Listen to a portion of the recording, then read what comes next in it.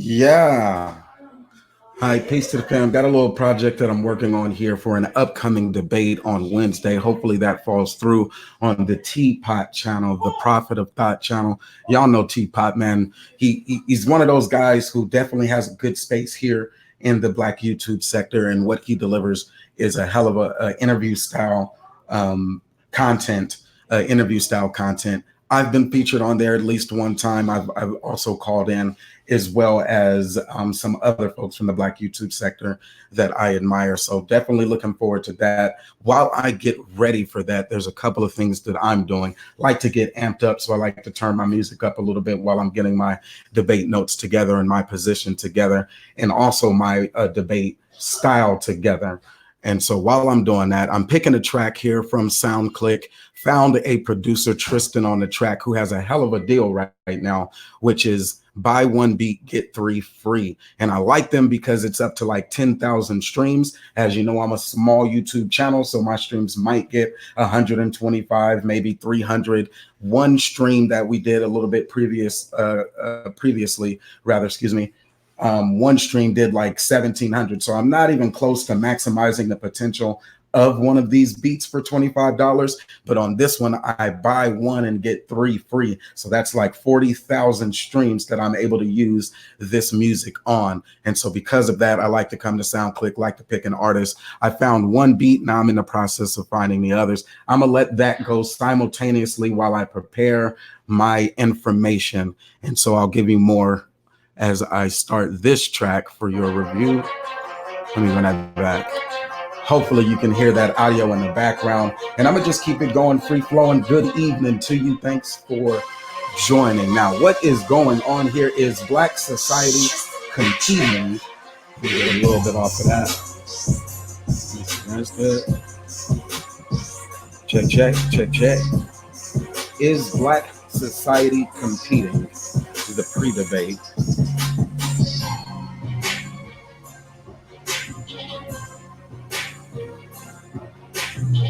Let's see. Now, when I first was positioned this debate topic, a lot of thoughts go through the mind on the opening, and first and foremost, what will be the format of the debate? Even more so than who I would be debating. If you don't know them already, Mr. Fantastic 824 has a YouTube channel. It is growing. Started off small, going to the Black Manosphere, the Negro Manosphere, O'Shea Duke Jackson's platform, making a name for himself there on that platform through a number of controversial topics. But the number one show that he was featured on would be the Sunday Rumble. Through a number of collaborations, Mr. Fantastic started to develop a name, got over 1,000 subscribers in less than a year, and holds a number of positions that I would identify as not being B1, but being more or less red pill-ish or pseudo system. I don't know, pseudo MGTOW. It seems to conform more with the sector of the Negro Manosphere that is media, anti-Black media. All right, so a very subcultured group.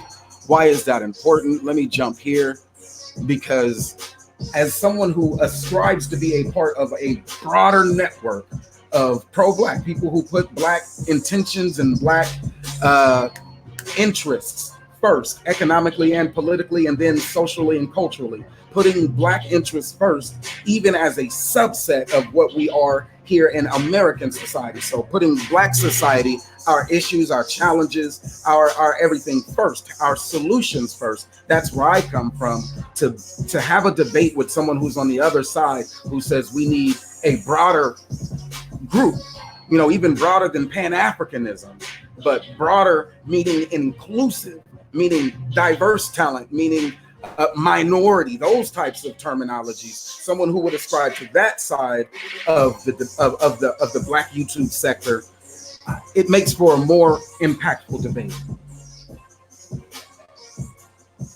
I would agree that as a tactic in marketing, that Mr. Fantastic 824 was able to grow his channel based off of the back and forth drama sector with challenge, respond methodology that he engaged in with Taz of the B1 Network, or Taz B1 the GOAT, Taz B1 exclusives. And so that back and forth rhetoric, and even including the name in the title, and then siding with people who are still advocating against Black media, which is for Black people. Does that make sense? They grew it by aligning themselves with people who are against what we consider pro-Black, or what we know is to be pro-Black or conscious or us first. All right. And that's important because even on the other side, we know that we have a more bigger, broader battle that we're in. And that in this battle, there is specialization, that media is just a form, that economics, that politics, all of these are forms in the trenches. And depending on which sector or which school of thought you come from, you will align yourself inside of those trenches. Unfortunately, there are those who are Black who have aligned themselves inside of those trenches, and they aim their proverbial arsenal or their weaponry at the people who are inside of the trenches along with them, instead of looking across this battlefield and seeing that we are all engaged in other battles. All right. Peace. And so one of those is the Southern Poverty Law Center. Male supremacy misrepresents all women as genetically inferior, manipulative, and stupid, and reduces them to their reproductive or sexual function, with sex being something that they owe men and can or even should be coerced out of them. Driven by a biological analysis of women as fundamentally inferior to men, male supremacists malign women specifically for their gender, a thinly veiled desire for the domination of women, and a conviction that the current system oppresses men in favor of women are the unifying tenets of the male supremacist worldview. Those guys want to debate those who are saying, well, look, African American or ADOS or Black or whoever you might designate them as, but referring to that racial group of us's as being a target for someone else's civilization, rather than as being the driving force for opportunity and growth. Stop with the bullshit. They are under attack, just like the pro-Blacks are under attack, listed on this list of American hate groups with extremist views, Black identity extremist views, as they would so forth call a nigga. Who's calling us that? Again, a actual designated team, organized movement, media, whatever you want to call them, a nonprofit or a profit organization. That's what we're actually up against. And rather than shoot their proverbial arsenal across the trenches, they are aiming at the Black media that is in the same trench as they are.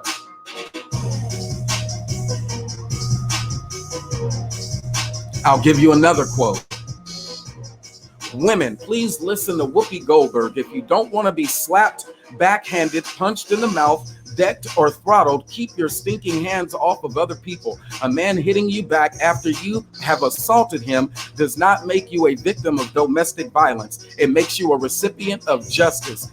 Deal with it. That was Paul Elam. October is the 5th annual Bash a Violent Bitch Month, a voice for men. That was from September 2015. Those are the things that they are saying about those Black men in quotes and in organized media websites. And rather than focus their attention against that, against clearing the name of those Black men or the Black image, rather than focus even on those political channels or avenues that they feel are the state arm of oppression, they would focus their shots to grow their channel or their media at other Black media. And that's how they market themselves, and that's how they grow their segment. That guy is going to be debating me on, is Black society competing?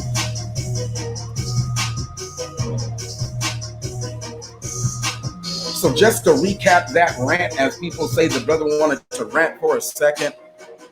Both the conscious community or the pro-Black and the whatever you call them, MGTOW, cis-fem, incel, Black manosphere sectors are on that same list. And while pro-black say, look, man, in media, we have a code to uphold. And it is against code for you to be so against a nigga like me, specifically when the tenets that you are espousing are against a nigga like me. That aligns you with who we are on the opposite side of a battlefield with as media.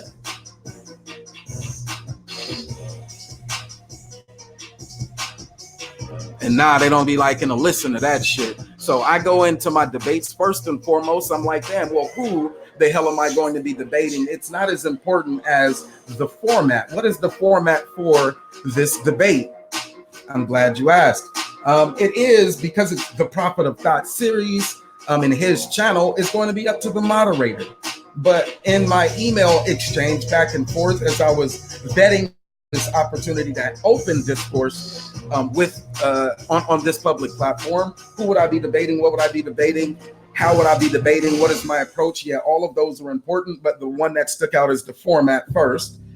That being Oxford style, or a teapot Oxford style. And if you're familiar with the debate circuits, there's different formats of debate, such as Lincoln, Abraham Lincoln, Douglas debate, Frederick Douglass. The Lincoln-Douglas debate format rather is very popular, but it's more high schoolish. And so I'm asking, how do you format your debates, just so I can kind of understand where you're at when it comes to this struggle, this political campaign, this economic striving that we are under right now, that we are investing in as Black media.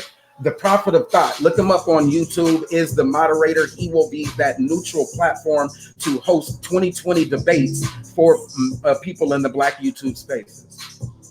There are other platforms that also have debate, like Solar Vision and Sonetta House of Consciousness, that also are platforms for Black debate. And they're starting to move in the spaces of debating people from the other side, but mostly 90-something% of the content is Black centered and Black focused. So Black YouTubers or Black content creators having open discourse. But for the most part, when you look at some of these other spaces, they are drawing from people who are outside of YouTube in their predominant life, operating as the same thing that they bring to YouTube. And I would say that in the Negro manosphere, we have a lot of peacocking going on. Niggas who are not really about that life. They obviously do not engage in a high level discourse that is impactful and meaningful on institutional or even social levels, but that they are vicariously living out somebody else's failed experiment of a social movement or a progressive movement. Black Lives Matter, would be one of those people. If you can have a debate with someone who operates as a chapter leader or movement organizer from the Black Lives Matter movement, then you would be having a discourse with someone who is actually on camera and off camera living this or embodying this, the seriousness of today's times, right? The times that are impeaching an American president and ruffling the feathers of white nationalism here in America. And that's what is on the other side of this debate that they would like to align themselves with, and not just talking points, but in perception.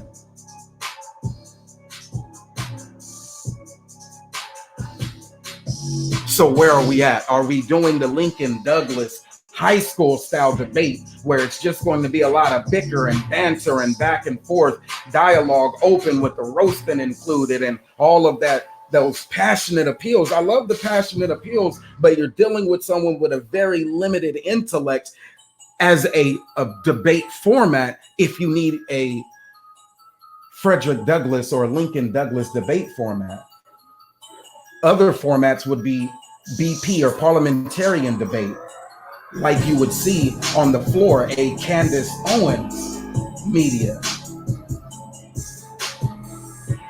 where you sit down and engage with a panel representing its judge of you, not an audience, but a designated, elected, or selected panel, reviewing the information in the form of a committee and considering the the arguments that are laid out by both sides in a very real and non-entertaining format, where your information is rooted in something that will cause a change. It triggers a change. It's a little bit more serious British parliamentary debate style format. And then as debate scales back, there is also the Oxford form, which is where Teapot aligns. So the debate format or structure would flow as follows. He's taking a survey or a poll of guests that frequent his show and said, well, who all would you like to see debate? And from those people, a list of names was generated. And on those names, well, who would you like to see debate whom on that list? That poll was taken to gauge what would be the conversations you would want and who would you want to deliver information on those subjects. And the two names, Brother Moses from the B1 Network and Mr. Fantastic, came up with the topic of, is Black society competing? And all minds clear, we now understand that we're dealing with an Oxford style debate, which starts off with a poll. And then you go into some opening rounds of dialogue, individual, the other person has the microphone off, and you speak for a set period of time. You know, Brother Moses is long-winded as a motherfucker. So I have to understand what the debate format will be before I get in there. You put Brother Moses on a 10-minute running clock, it needs to be more precise than what I typically deliver on in my lectures.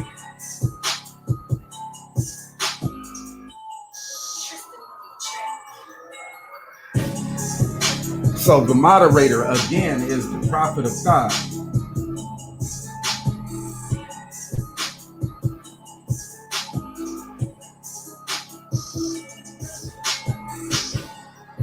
He's the moderator, and he is hosting a neutral platform for Black debate.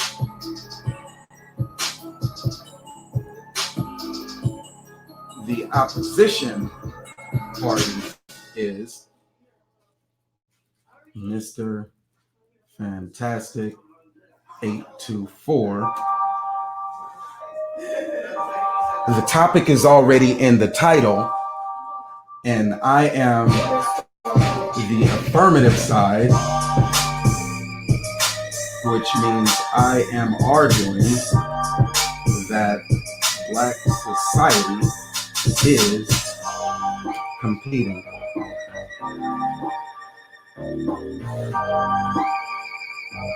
Now, I think I've gone over my 3 songs, so let me run it back. If there were any beats there that someone says were probably better than the others, any feedback would be very appreciated. I'm gonna run it back from the top, which is the one I am actually paying for. But because I am buying one and there is a special going on, it is buy one, get 3 free. And I am now determining which of the 3 free I want to go along with this one. That is the music that you should be able to hear in the background. Simultaneously, I am gearing up or preparing for a debate, as you see in the title.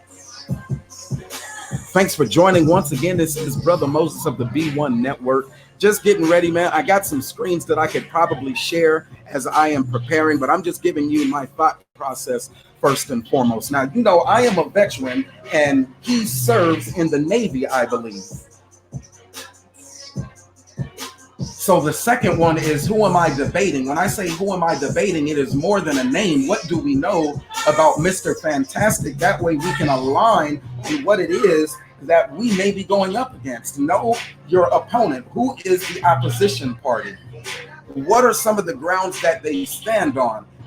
Do they approach debate as a form of argumentation and debate, or are they more of the here's what the data says, and they remove the emotion and passion out of it and just debate the facts? So I'm not on the Rumble. I'm not sure what the Rumble topic is. You got to go to O'Shea. I missed it.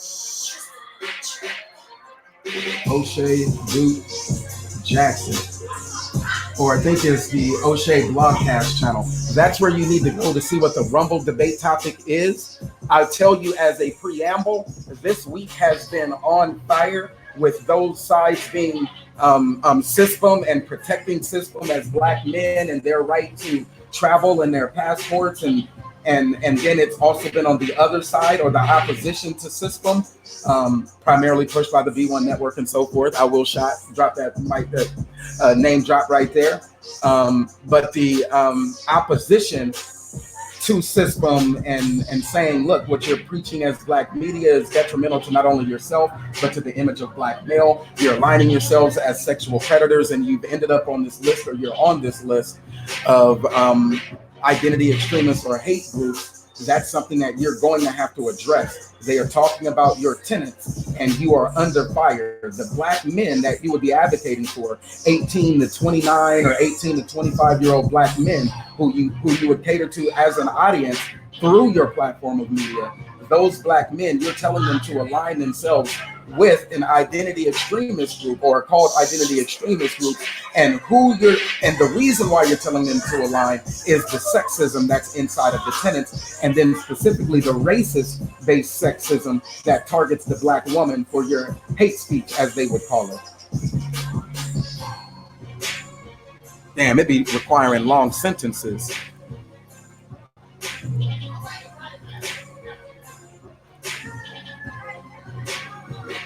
George Megan, what up, my guy? Let me go on and shoot this in there just for the brother. Give me a sec. Invite Gmail.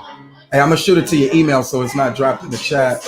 Try to keep it a little bit more professional, but I'm gonna shoot you a link, and hopefully you can take a couple of minutes here, just depending on what your schedule looks like right about now, or whenever you can join. I need is, that's not it.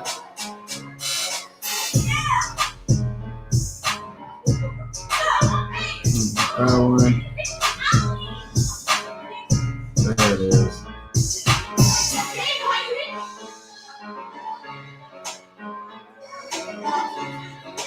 Let's see, one of them will get it. I'm gonna email the goats real quick and see if either of them want to hop on. Let me see, bro. Rob.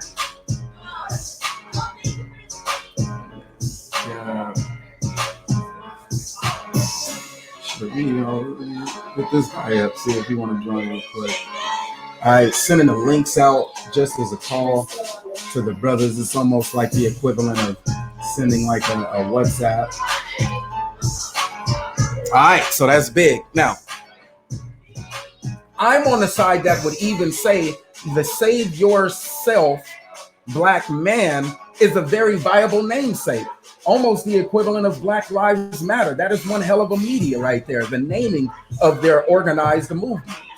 Their tenets, I don't agree with, but the naming, that's a hell of a name right there. Now, I don't like the grammatical error in it, as they tried to abbreviate it SYSBM, but that would be another semantic argument with those who don't like the naming of ADOS. But as an organized movement, one of the first things that you do is establish your name and your vision and your mission statement. And it seems like they tried to attempt to do that.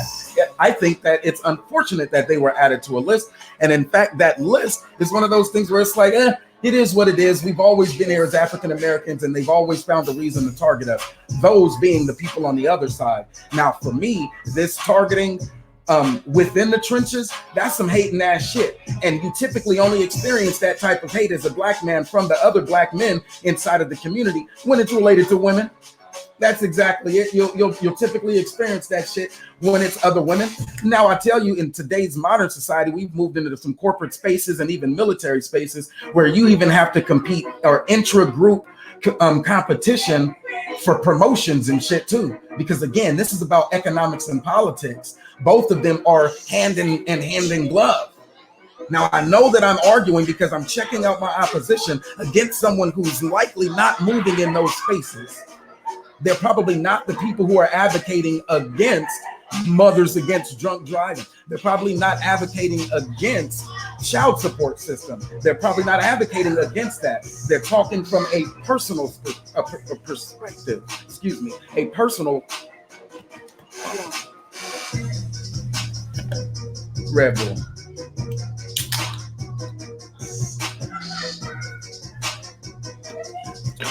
And no matter how many times I tell them, look, Brother Moses is just on a different platform.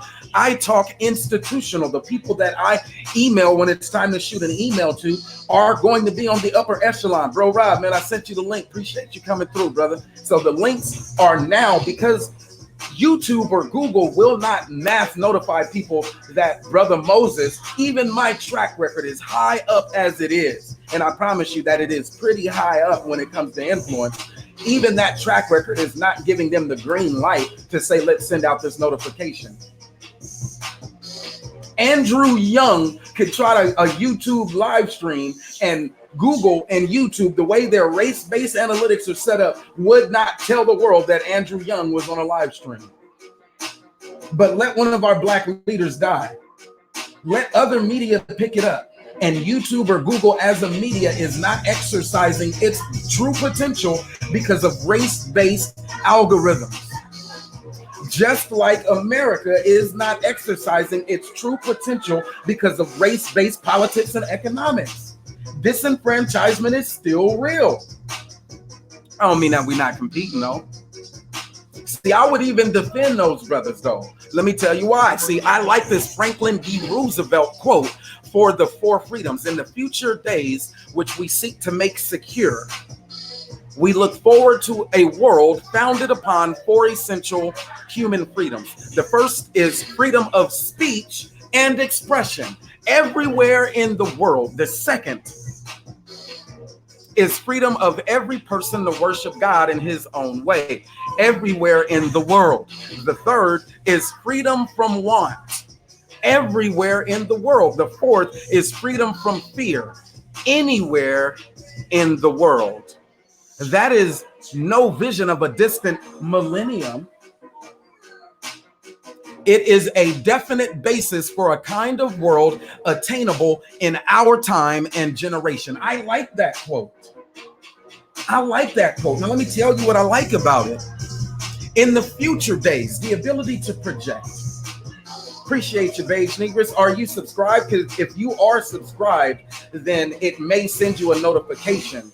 But bigger than just being able to send a notification to those who are subscribed, for Black media to start thriving, we need the same benefit of non-race-based algorithms, or those algorithms that have the ability to attract even the 18 to 29-year-old African-American Black male who uses YouTube. That's what we need. And in fact, it's omni-channel now. So there are African-American 19 to 26-year-old males who operate on other platforms like Instagram. And they also can receive a notification. I'm trying to build out the skill set to be able to send those mass notifications to those folks who are within my own network who are not yet subscribed. But that is a skill set that not everyone has. A couple of Black YouTubers that I know have that would be like Nyla Says, who can send a notification to your Instagram. Gab Talk Media, and then Information Man are also. Now, if you want Facebook, which has a more direct single mom appeal instead of the Black male, then that's Facebook. And that's O'Shea Duke Jackson, who even has the ability to create entire communities on Facebook that get damn near hundreds or thousands of views and hits continuously, like a community should.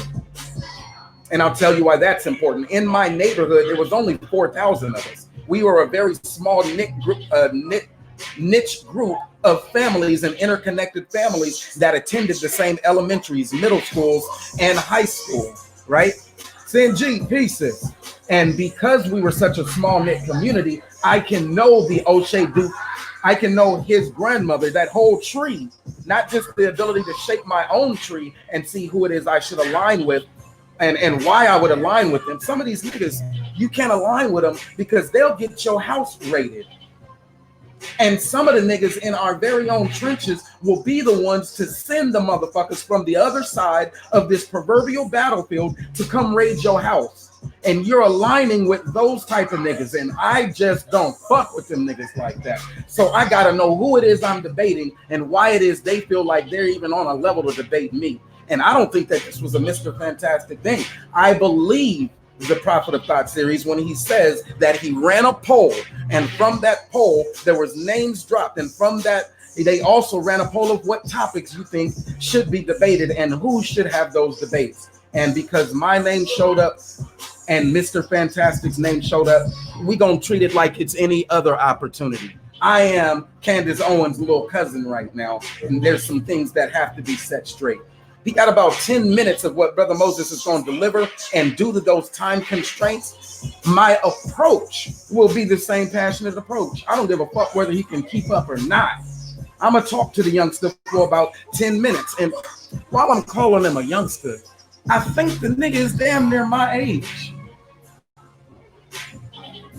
So while his personal experiences are something that are driving him away or to be more aligned with people who would shoot at a nigga inside his own trenches. Again, I'm a veteran. He's currently serving, so we would understand that. Bro, Rob, come back on whenever you get the shot, man. I appreciate it, though.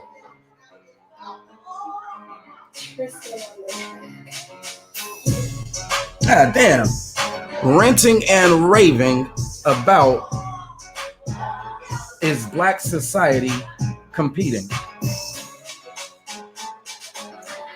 Now, I got to tell you, a shot at the intellect would have been the Frederick Douglass style debate, which we could have rocked with.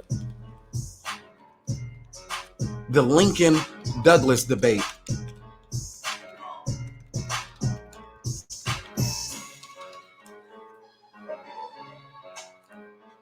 Now, the format for a Lincoln Douglas debate is as follows.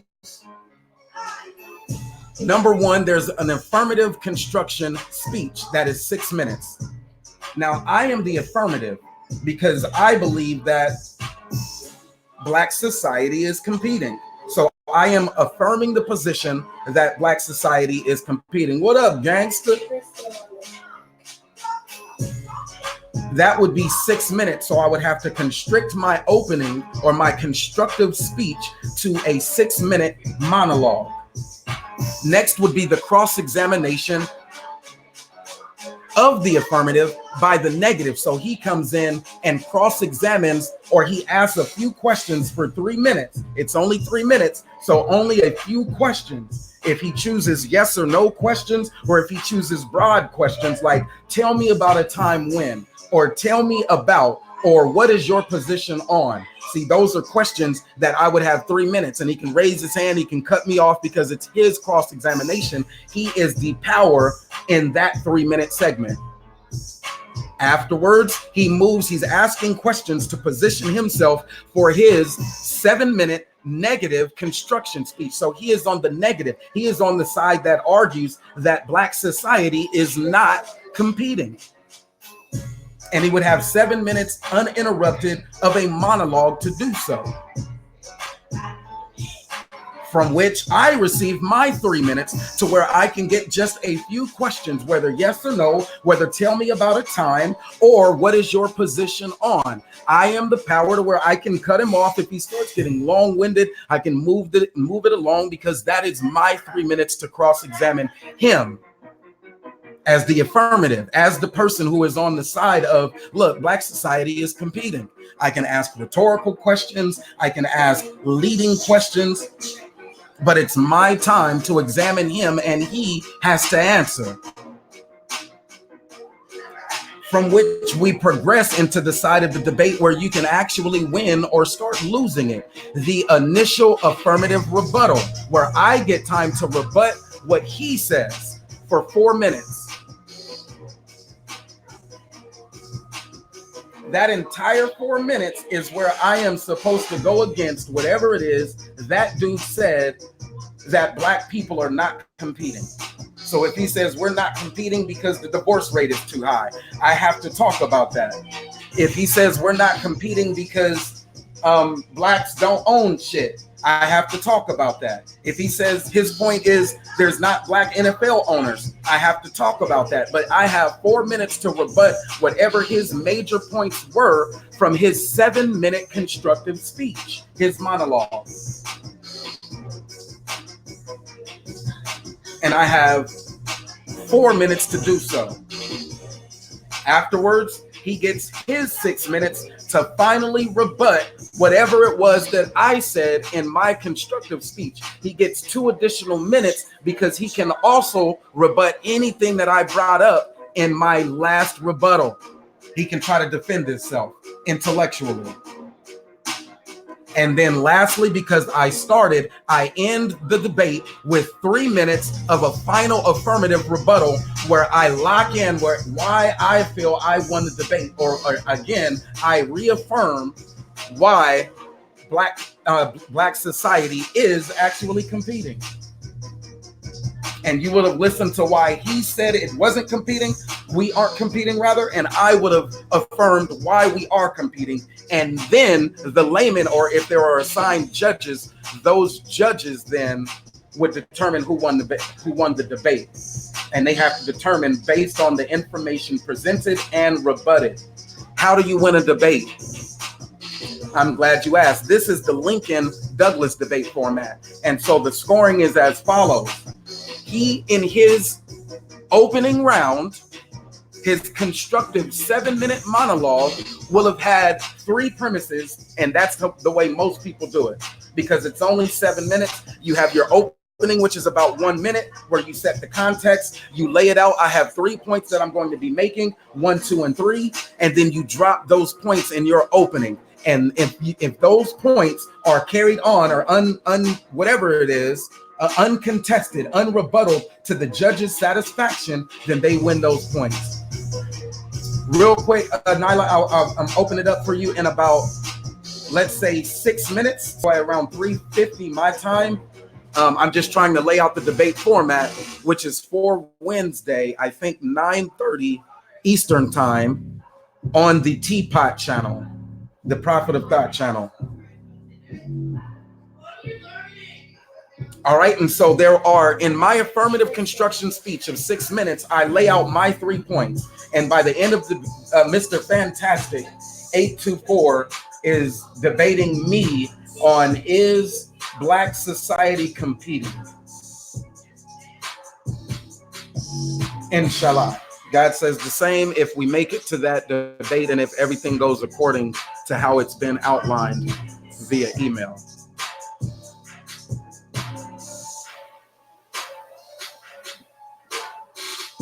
Hold on, let me do this.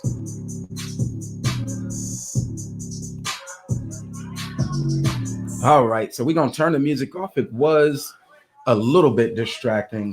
And I'm going to bring in my sister, Nyla Says. The GOAT, Nyla Says, how are you? Hey, B1 brother Moses. The beat was rocking. Oh, was it? Okay, and I'm going to have to put... Yeah, the beat was rocking. I was getting my nod on here. So that's also what I'm doing. I'm trying to keep selecting beats because, you know, I love the music thing, and that's definitely a space in 2020. And because they'll be like, you can get 10,000 streams, for you, that might only be 1 or 2 different shows that you could use one of those beats on, because you hit numbers like that. Maybe 4 if it only gets 2,500. But yeah, for me, that's still a lot of streams. So I'm like, shit, $25. We going to cash out on a couple of these joints. Right. You know who Sunray made some good beats for us, the guy from Australia. Mm-hmm. And Crew. CRU has sent me about 6 beats now. Crew is really good with beats. He is. He got some too, and he can track them all the way out too. So when I get to that level of technology investment, to where I can, like, you know, really build in the audio visual elements into a live stream, or both a live stream, kind of like what I hate to say it, Obsidian does, or what Information Man does. They have that skill set to actually direct music, be their own program directors. And so I admire that shit. If nothing else, him and Information Man can do it as well. And O'Shea uses Dima to do it, somebody else to kind of do the editing. Mhm. But shit, yeah, I'm trying to get there. But while I'm getting there, shit, $25 music. Let's go on and secure that right now as an I know that's investment. So I have those right. tracks. Fuck what they talking about. They think this shit a game. This shit is not a game. We are So you not guys playing with are these motherfuckers. scheduling a debate. So you're gonna be debating Fantasia, huh? Mm-hmm. I And you know, I am stopped calling them that. curious. You did? Oh, I forget. I honestly, it's really subconscious now. I don't like. It is fantastic, but it's like Fantasia just fits better for some reason. It does. It was, and then remember when we first started calling them that, it was when Fantasia was in the black medias. She was getting drugged through, yeah, and he came on singing and shit. We was like, this motherfucker singing like my auntie. Fantasia, real calm your ass down with all that yelling. I mean, man, he's grown up a little bit, I guess, in the YouTube space. He's starting to identify himself and what his talking points are. So I think he'll be a good contributor to black media in 2020 as well. So it's worth the debate. Yeah. I'm interested in seeing him debate because I've never ever seen him.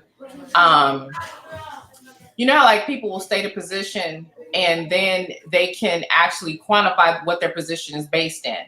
I've only seen him literally restate, rehashed, regurgitated talking points of YouTube daddies. And I don't even mean that in a disrespectful way, but whenever I've seen him like pinned down to the ground where they're trying to, narrow down what his position is and where it comes from and what's behind it, he's always found wanting.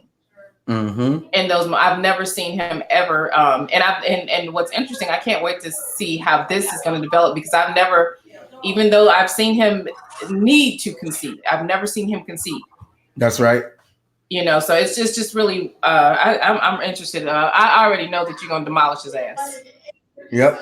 I'm gonna give him that work and let's see what he does with it. See, for them, they have their talking points that they like to use. Unfortunately, you can't win off of your talking points alone. And then they also struggle with connecting the talking points to the actual topic. Right. So when I say it's about economics and politics, I'm covering the same thing that he's using in his talking points, but because they can't make that connection, he'll just restate the same talking point as if that progressed the thought. That's not how you win. Right. That's the problem with being married to talking points, because your talking points are supposed to be backed up in fact and evidence and something solid and concrete. They are philosophers. So what happens, and that's why we don't really see true debate a lot of times here, because what happens, like when Taz or one of them is debating and they bring the information, what do they bring? They bring a talking point and they bring rhetoric, and they bring the rhetoric and the talking point that is popular in this space. So it's like, oh yeah, the women did it. Yeah, that's right.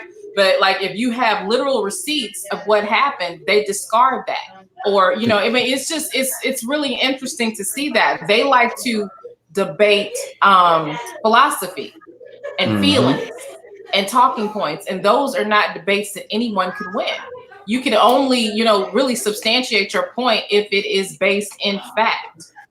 That's right. And evidence and there's receipts to it. But they just want to say, hey, this is what it is. This is what happened. This is what my daddy said. This is what I believe. And by the way, black women ain't shit. And that's it. And that's going to be an interesting conundrum too, right? Because I don't think he's actually had to debate either. Like I had the one debate with Taz, which was just a very quick one, 3 minutes in. Like I think it was like 10 minutes was our structure. I kind of like our format a little bit better, and then opening it up for whatever conversation afterwards. But and then who else debated? That was the same day that Taz actually debated. Who is it? No Possibilities. No Possibilities, and Few Possibilities lost that debate because his talking points didn't align.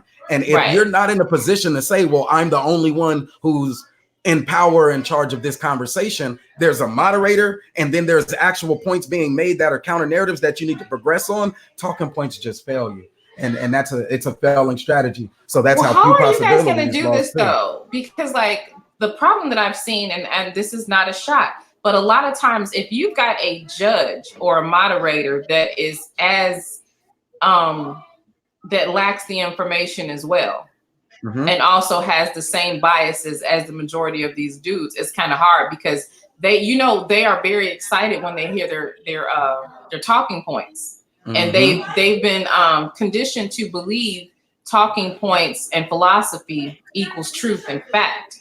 So I don't know how there can ever be a fair debate in this space. That's right. And then it's also about audience too, right? So when Fantasia is able to deliver 300 people in a chat room to watch his debate, while Brother Moses probably gets about 10, maybe 11, then even if they do that whole shit, put a 1 in the chat right now if you think that I won the debate, put a 2 if you think I won the debate. Right. That audience poll number is automatically going to align with it unless you have impartial judges that are designated before the debate even begins. Right. So the Oxford style is contingent upon that. Well, let's see what the crowd or what the audience feels. And so for that reason, debate the information is more important than who actually you feel won it, because those numbers are fixed. And they never have the information. They never have the information. What's worse than that? Hey, Brother Rob, how's your connection now? Let us know if you could come in. Yeah, come off mute. I think I'm good, bro. What happened was I was getting the little wheel when I first connected, and so I just restarted my router, and it seemed like I'm good. You can hear me clearly? Absolutely. Okay. All right. Hey, peace of love, sis. How you doing? I'm great. How are you doing, bro? I'm good. I'm good. Hey, I just want to say out loud, it wasn't a dig when I said that you went to finishing school. That wasn't a dig. I thought it was funny. I didn't even know you. When did you say that? Yeah, I don't even remember. It was in a stream that Taz was doing. I can't even remember which one. I don't think I took it as a dig though. Oh, okay, good. Yeah, because I don't think I would. I mean, it is what it is. I'm. You know what? I'm proud of it, and I'm not proud of it. Or maybe I can say I'm appreciative of it. But it was a waste of money. But I guess that was my dad's way of correcting. We have a rude family. So he was trying to make sure his daughters weren't as rude as everybody else.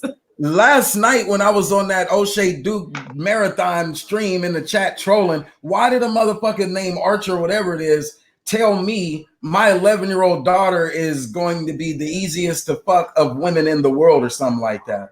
You know what?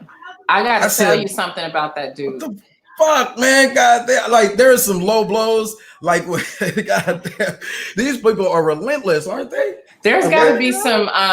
Something is wrong with him. What'd you say, bro, Rob? GS trying. Yeah, I appreciate you telling GS. Yeah, he called you out to a debate. I said on stream was I don't appreciate and I don't appreciate the behavior. You want to telling me you gonna save yourself from some women and you want me to respect that? Well, good luck with that. I'm never gonna respect it. You know what I'm saying? But you do have the option to do that. You know what I'm saying? But I'm not gonna respect that shit. And I have the right to call it. If I want to say that I don't agree with that shit, then so be it. And I think he was triggered because you had pulled up the information or whatever, right? So instead of us basing our whole, because I mean we try to approach this thing from a balanced point of view, right? So we listening to their points of view, but then eventually we ask them for documentation. They never produce any. All they got is they talking points. We go to their documentation, we pick it apart, and then the man get triggered. How you gonna get triggered, bro? He was like, hey, if you got to go to a website to get the information and you're new. Yeah, motherfucker, I'm new. I ain't been fucking with this sector for the while. You get the fuck out. Oh, it's been 3 years. No, when you finally produce the information about what your tenants are, we just told you what your tenant said and what they sound like. We aren't the ones who put your group or your organization on the Southern Poverty Law Center's fucking website as a hate group. We didn't do that to you. That's some shit that or behavior that you'll find from niggas like you who you support on your end, them doxing motherfuckers. They do that shit. We ain't the ones who did it. Motherfucker, fucking. And you know what, Brother Moses? Speaking of which, I think that they don't realize how dangerous of a game this going on here. You mentioned that guy Archer J saying that attacking comment towards your daughter, right? Well, the ladies have been sending me screenshots of some of the comments of this dude, and I shot some the other day too. Something is seriously wrong with this dude. he makes all these posts about how Black women need to be beaten. He was like, they need to be burned in the face. Abuse is the only answer. You know what I'm saying? Like, he makes all these comments about beating and mutilating, burning in the face, and just all kind of like crazy stuff. And then even like, which I'm used to people taking an obsessive sort of position as it relates to me or Taz or whatever. But like, I don't care what the conversation is. There is not a time where I cannot go into a chat room and he does not bring my name up. If he gets on the panel, oh, you know, Nyla's big and fat. You know, like it just all kind of like something is wrong with this dude. And when I tell you that they operate like that, because they do actually intend or desire violence against Black women, and they want to inspire it, and even in their own personal. So this is the only way that I say that they're growing their movement. They're taking their personal problems, and then they're trying to convey them or make them out to be a social problem. And then from a social problem, they're looking at the institution of those damn paradigms or whatever they have. Now, when we broke down what they were talking about there, even that violence, that shit is extending into children. And they're aligning with that group. And here's what I said. Now, in order for us to try to help them even with their own name, because I like the name as a marketing thing, but to help them with their own name, they need to save themselves from people like themselves. And it was important for us as Black media to force their dialogue that says not everybody ascribes to all of those tenets. Why? Because that even helps protection or even provide cover for some of those youngsters between 19 and 29 who would be ascribing to that shit. Give them cover because they're still Black. And they don't need to get washed, just like the Hebrew Israelite thing. Whatever happened when a dude claimed to be a Hebrew Israelite, committed a crime, and then next thing you know, media jumps and says, well, Hebrew Israelites are the hate group, and try to bring that out again. Black folks or Black media has to be the ones that says not all. The same conversation that we have, that not all, to be able to provide cover for some of those others. I could do it for them. I probably won't be the only one. But there is a need for helping them or help them save themselves. Anyway, I read a little bit earlier from this Lawson that said the same too, about the burning and the beating of women, the punching them in the face, and the Black or the men. It didn't even say Black, but the men who would do so, and they uses their institutional justification. So if they get brought up on cases and they go to court, they say, I want to be able to plead self-defense against a woman in claims of domestic violence because the numbers of domestic violence are heavily skewed for women. So that's the institutional power that they want to actually burn and beat women. Hopefully that makes sense. Go ahead.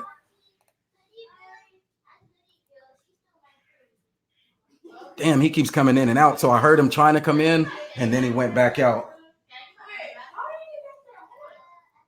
But yeah, so their personal decision to want to beat and burn women, now espoused through media, moves it into a social organization where they want other men like them to have the ability to beat and burn women, and then to move that into an institutional by saying the criminal courts, as they are prosecuting domestic violence, which is the statistic they want to call out.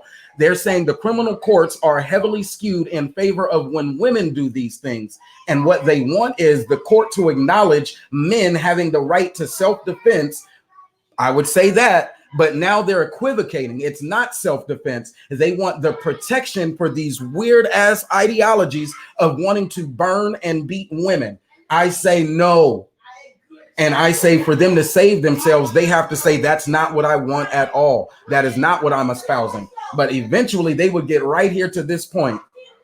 These motherfuckers want to save themselves from Black women through sex tourism.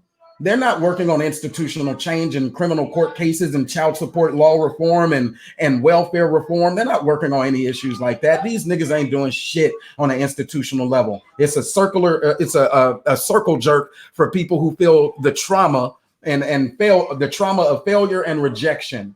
That's it. And sex tourism is what they number one advocate.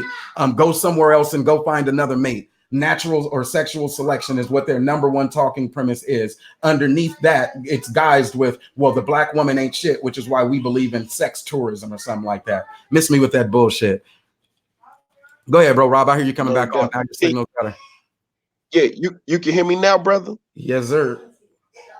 All right. So what I was gonna say was I definitely agree with where the talking points are coming from. These black men are men who are divorced, men who are single, men who've been mistreated or so-called mistreated by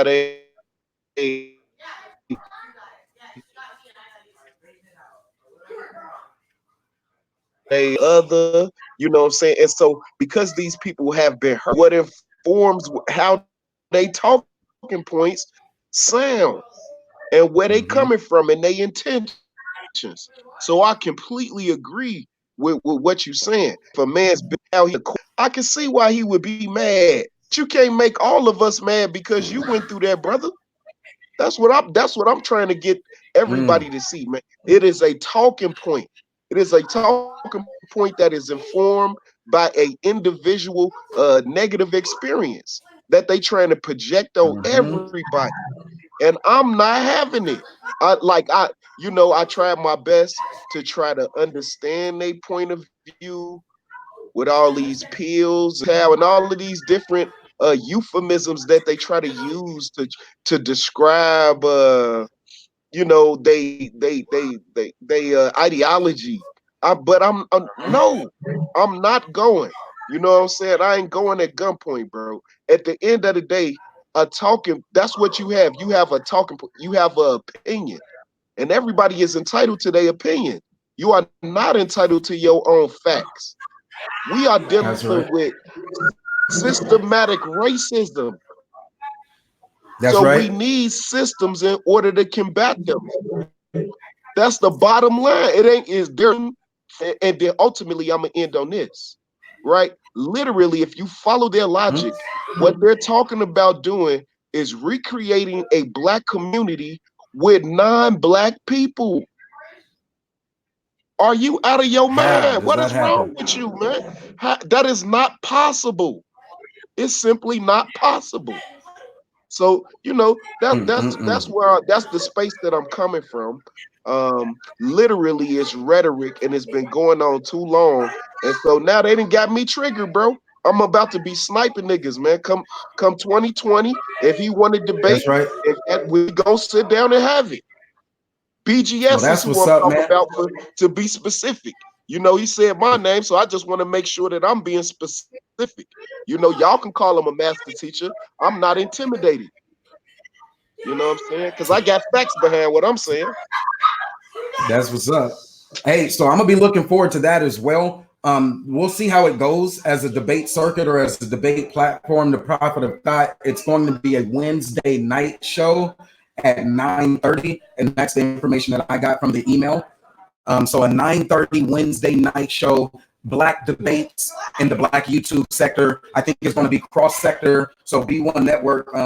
I tell motherfuckers, it's B1 or nothing. Before there was a network assigned to it, I understood the ideology. I gravitated towards it. I said, yes, that makes sense to me. The tenets didn't have to be written out on some website for me to understand Black First ideology as something that I can align myself with. Just like the conscious movement. The Egyptology and the what is the other one? The Moorish Science Temple, the 5%ers, the Nation of Islam. If you want to move it into the religious spaces, Hebrew Israelites. Out of all of those spaces, there are philosophies and tenets that one might be able to identify or align with. For me, Black First was the one that stood out. Do you put Black interests first? And for me, it's economic and political. Those debates are going to be important if we can identify people who are actually worthy of debate. The format of the debate is going to be important, which is why I took some time to go over what debate formats look like. Honestly, I'm not as familiar with the Oxford debate. I asked for what the format looks like, and as far as I got was 10 minutes. Once I looked it up, a 10-minute opening round.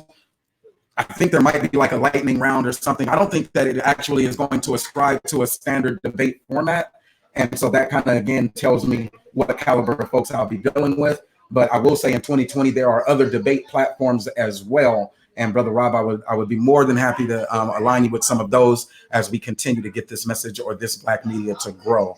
All right. So as we look for bigger growth opportunities, other platforms like the Sonetta TV, which also can get like 1,000 people in the chat at one time, it's going to be necessary. ADOS would be another one, or Yvette Carnell, or Tony Moore. What is his Antonio Moore? Those would be other platforms, I would say. Roland Martin would be another platform. I think he prides himself on his ability to interview influencers, like global influencers or something like that, or even national influencers. To me, if that motherfucker would be willing to debate the black conservatives like ABL and Leo Dunson and give them some time, then hell yeah, he should give some time to the B1 Network. Who else? Candace Owens definitely gonna get this work. She can try to avoid it, but that name does ring bells. And I do understand that at some point they will hear us. They will not be able to ignore the Black First Media Network or B1 Network. We pushed back too hard. So I remember I was on one show listening in with, I think it was Roland Martin, was doing an interview of Byron Allen recently. And Byron Allen was live interviewing with Roland Martin in the live stream with the chat going. And we know that he's a chat troll too, just reading reading the comments and shit while he was interviewing Byron Allen. And the interview was about the Supreme Court justice case from, the 1860s Civil Rights Act, 1862 Civil Rights Act. And you know how I go in on that spot right there, Brother Rob. I go in on 1860s because that's important to me to continue that as media, to get that information out there, to talk about it. I think that for reparations to talk about it because that is the root of their defense of the opposing argument, which is reparations aren't owed. And they always take it back to when they try to quantify it economically and politically, they take it back to 40 acres and a mule. So my conversations typically originate in that time period. Of course, right? And for me, it only seems to make sense. For them, the information is, oh, you bringing up old shit, which is what you'll always hear these fuck it, I'll say it, I don't even want to call them that. The opposing side, you'll always hear them use those talking points. And that shit frustrates the shit out of me. So that's why I say, look, we got to have these debates. We got to give them the information they need to be able to have this conversation because they're obviously uninformed and disconnected, and many of them are moving towards disassociation, period. Sociologically and even psychologically, they are disassociated from the Black movement or from Black people in general or from Black society. They feel they are, even though we know that can't be true. But yeah, that's where I'm at. The format for myself, I would have preferred the remedial British parliamentary BP style debate format. Anybody can check that out online and see what that format looks like. The Lincoln Douglas is also a good one because it's very well structured based on time, and it identifies who has the power during those times to speak. So it's a more balanced approach. It's a lot more limited than I like. 6 minutes is a hard set amount of time to actually debate on. But then there's other debate styles that move into team debate. And that's where I would want Bro Rob to come on up in a more structured debate format. Yeah. And him and I partner on whatever the topic might be on whoever's platform it might be to actually debate in a more structured style. Not that argumentation and debate, but actual Go ahead, you good? Yes.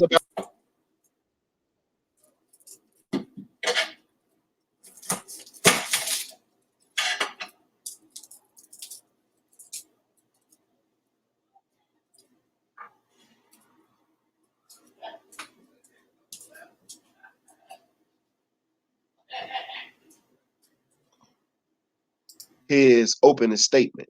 I believe that's how it goes, and it goes back and forth from there.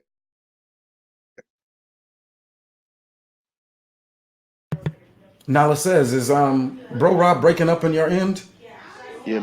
So I believe that's how it's gonna go. Did y'all make y'all? Yes, I thought it was. He was open statement. He's struggling over there. I'm gonna put Bro Rob on my phone plan because I hate to see my brother going out like that. Boost is a good stepping stone. You see, we of the B1 Network, we cannot stay there. We must fail. Man, we didn't hear a word you said, Bro Rob. And we was like, damn, is he breaking up? She was like, she didn't preach to you and everything, brother. My No, bad. pass that offer and played around.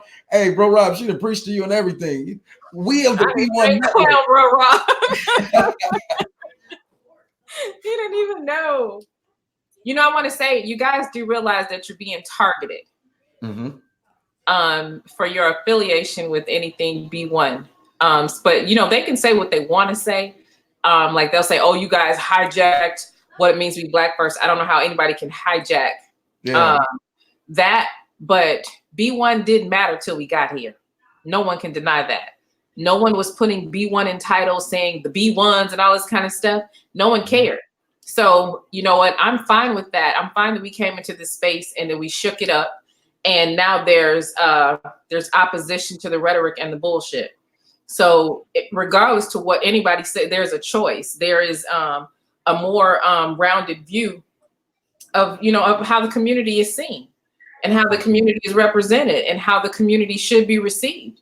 There's, you know, there's more, but they're literally, I'm getting, you know, information from, you know, all different sources or whatever, but it appears they are purposely attacking people that come around in our spaces. You know, the B1s. So, I mean, you must be intimidated if you have to attack it. So I try to super chat or support whenever I can. Like I said, I haven't gotten my Cash App ability back after that last breach. Yeah, I try to support when I can. How are y'all holding up? Y'all got a lot on y'all shoulders. And I know sometimes, for me anyway, it can get exhausting dealing with the opposition party. So it is exhausting. It's just like, you know, and I'm just starting to realize that it's just the nature of the people that are here in this space. Like, you know, I get up today, even yesterday, I'm trying to work on content, but stuff is going on in so many places and people don't know what's going on behind the scenes a lot of times. Sometimes we're putting out fires. You know, other people, you know, are going at it for no reason. People, you know, just literally are starting confusing to keep us off course. So like yesterday while I'm trying to record, trying to edit, trying to get stuff done, here comes this person that I literally had to go and prove and pull out receipts because they were trying to basically damage and tarnish. We got to have some meetings with you, brother Moses. Taz and I have been talking about it. We want to, you know, streamline the, you know, what we're doing, our network. And so we do need to, you know, have some conversations or whatever. But like sometimes we're behind the scenes trying to run interference for other people for, you know, for doing like bogus stuff. And just like today I get up and, oh, Nyla is going around spreading rumors that Tommy Sotomayor is locked up. And I'm like, I've never said that. What are you talking about? And then something told me, go check that bitch nigga's channel. And sure enough, in the title, Nyla said that Tommy is in jail. You know, like just it's little stuff like that. And I'm realizing you can't fight every battle, but like they start stuff in between people that you don't have a problem with. So sometimes you find yourself trying to, you know, make sure that that's cool. And in the meantime, you're still supposed to be cooking and cleaning and doing everything else that life is that you're supposed to do in life. And you next thing, But you gotta eat. you gotta eat. And it's like yesterday, I woke. Put it like this. Yesterday started for me and Taz probably started about 4 or 5 o'clock in the morning, right? Neither one of us probably went to bed until 5 o'clock this morning, and we were both up before 8. So like and it's not just messing around. It's like literally pulling together content, editing stuff, getting prepared for the new year, because I want the B1 network to kind of streamline and be giving, you know, a little bit of everything. And I want to flood this space with content because it's so much controversy. We got to counter it with some good stuff for people to listen to, learn from, and pull from. We don't want it to be all about, of course, you know, we're going to fall out sometime, we're going to beef, but like I really want and desire to give quality content. Absolutely. Quality commentary. That's what that's my passion, and that's what I want to do. As long as everybody could just like hold still for a little bit. But it's some crazy stuff going on in the background. Hey, you know what? Another thing is I don't discredit the drama that happens in the Black YouTube section. That was even from my Prophet of Thought interview. He asked me the same question, and it was a little bit about whether or not I would throw, you know, yourself and Taz under the bus. Do I feel like that is necessary, that the drama or the back and forth? And my response then is just like my response now. Drama is still the #1 media consumed in America, whether it's the war stories or the love stories or the detective stories. They love drama as a form of media consumption. Even in the newspapers, what used to drive newspapers, because they weren't very literate, it would be the comics or the funny pages, the cartoon images or the cartoon caricatures that they could see, and it was the sports or entertainment segment. It sold more newspapers unless there was some big political scandal, unless there was something like that going on. So the political scandal things were driving the algorithm forward so people could sell more newspapers. Yep. People like the Amy Garveys, who is a journalist. Journalism, Black First Media or Black Media, B1 Network is still saying we are journalism. What the fuck do they not get about that? Look, I'm not telling you I'm going to be a street marching. Go ahead. No, I'm just saying. I'm trying to tell you, Brother Moses, you absolutely want it. Like you really do get it. And it's like people be like, oh, Taz and Nala, y'all are always in drama. But it's crazy because like we were in a chat room. Every time I go to a chat room, we're not even talking. I'm not saying, I'm just checking out the content. They're not talking about me on the panel, but they're talking about me in the chat. And it's like, is it really what we're doing, or are people that attracted to us? And like, we were somewhere the other day, and this guy was like, yeah, I don't want anything to do with Taz and Nyla and Ren, because all they do is sit up and lie. So you know me. Mm-hmm. What am I lying about? I got up on the panel. What the fuck? What did I lie to you about specifically? And so then Taz came, and then you know what the guy said we lied about? Or Taz lied about? Taz lied about, no, it wasn't even a lie. It was that Taz plays the victim too much. Taz, oh my God. They finally get your attention and they want to talk to you about the victim mentality. Every time. Or either it's, y'all didn't tell us y'all was together when you first got. It's literally, that's what it be. When you pin these people down, like if you're in the chat room, they're like, yeah, they some liars. They some scammers. They such and such. You go up there, okay, who did I lie to and what did I scam? And they'll be quiet. Well, what it is you did, and it always boils down to our relationship or how they feel about something Taz said, or Taz calls people fuck boys. Oh my God. It's crazy. Hey, they be tripping off the bull. I don't know how them niggas was raised, but maybe it's because of my access to exposure. Maybe it was parenting. I'm gonna put it on parenting. My parents did not see the need to move out of the hood or out of the same area, the same neighborhood where my grandmother and her family, so all the cousins, all the aunties, and all of the extended family, actual blood family, were raised that block. Our families were together. And even when whatever happened with the drug epidemic or the job situation happened in our neighborhood, they stuck it out right there. And that's why I was able to be raised with like the I Am Gangsters and the O'Shea Duke Jacksons. And we just have positions that are drastically different from some of them niggas. Maybe it was because of our exposure to way worse than the shit they're talking about. Somebody calling you a bitch ass nigga. Nigga, how about the lynching bill? Can we talk about that? No, God damn it. These motherfuckers here, man. That didn't matter. Like, you know, that like you mean your grandma ain't never called you a dumb nigga before? Like, you know, like ass down. Right. Like, what is wrong with y'all? They fifis be hurt. It be hurt for you remove all dignity when y'all be crushing some of them dudes. Hey, that's fucked up. Leave them a little dignity and see what they do. It's hard, right? So you have an I came to the door doing that, and it got me nowhere. Well, it probably got me less problems in the beginning, but what it did was make them think that I was a pushover.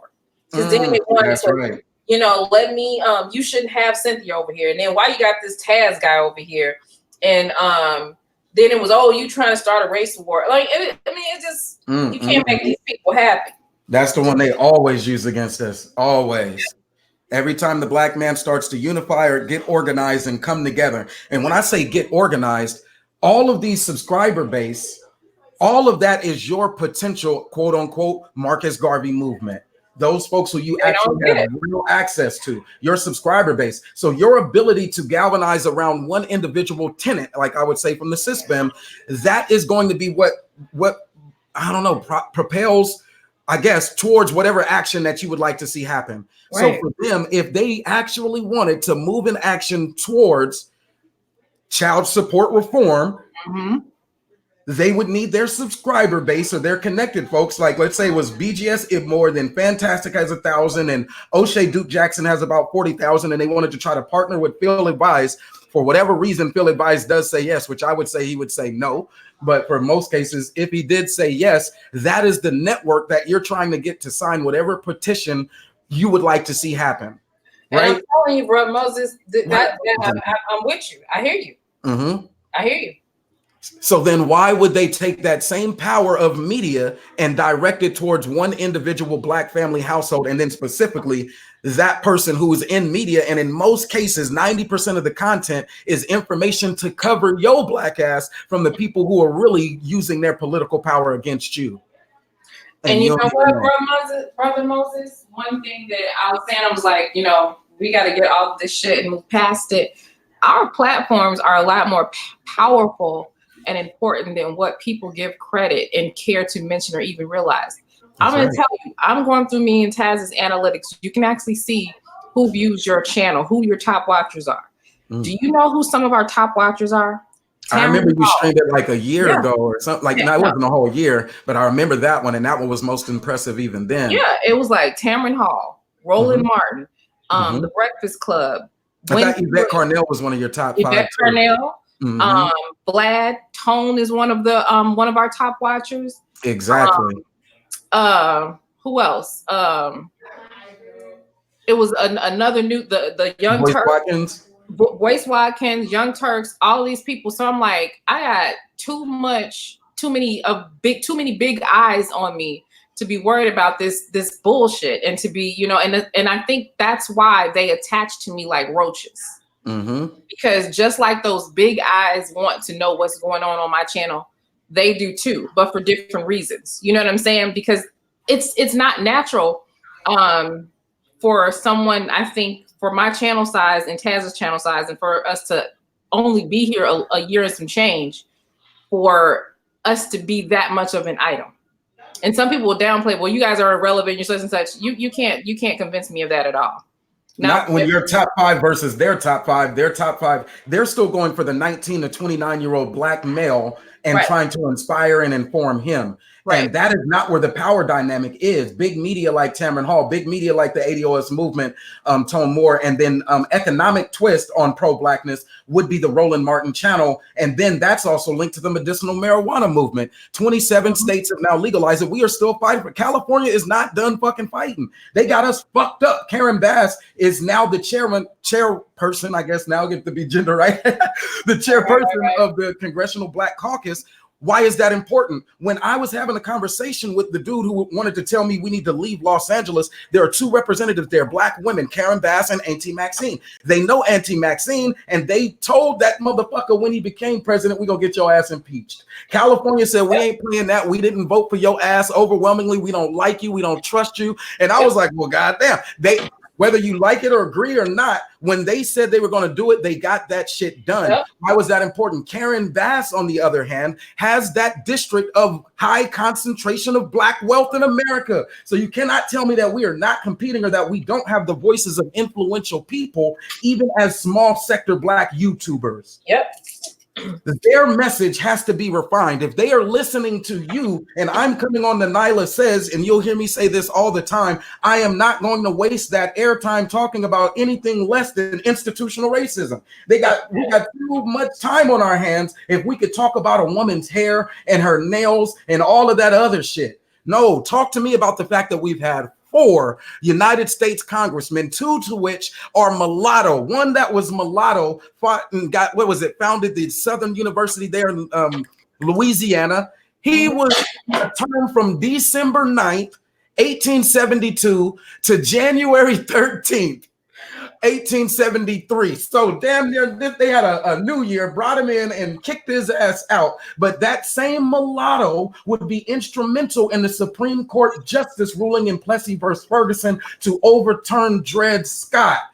You can't talk to me about mulattoes and colorism just yet unless you understand the context. We've only had 4 CEOs. Our economic position is tied to capital, which is CEO, and we've had 4 state CEOs. So capital and politics, power, which is and for every state, you got to go against whenever they have an argument. A race-based legislation has to go along these lines. Well, is it the state power or is it the federal government? Federal government, state power. If not, then it falls in line with capitalism, which is private ownership. They say hands off. Private ownership, 1862. Homestead Act and therefore, even before and even thereafter. Man, fuck that. If we're not talking reparations and whatever we're doing, I'd be like, man, I'm Brother Moses, man. You know what I'm about and I'm out. But I will try to engage the fuckery. It's not my natural space, but I try anyway. For y'all, you can't avoid it.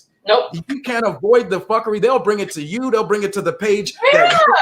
They'll take that shit to other pages. They'll take it to pages that didn't even know that the B1 network existed.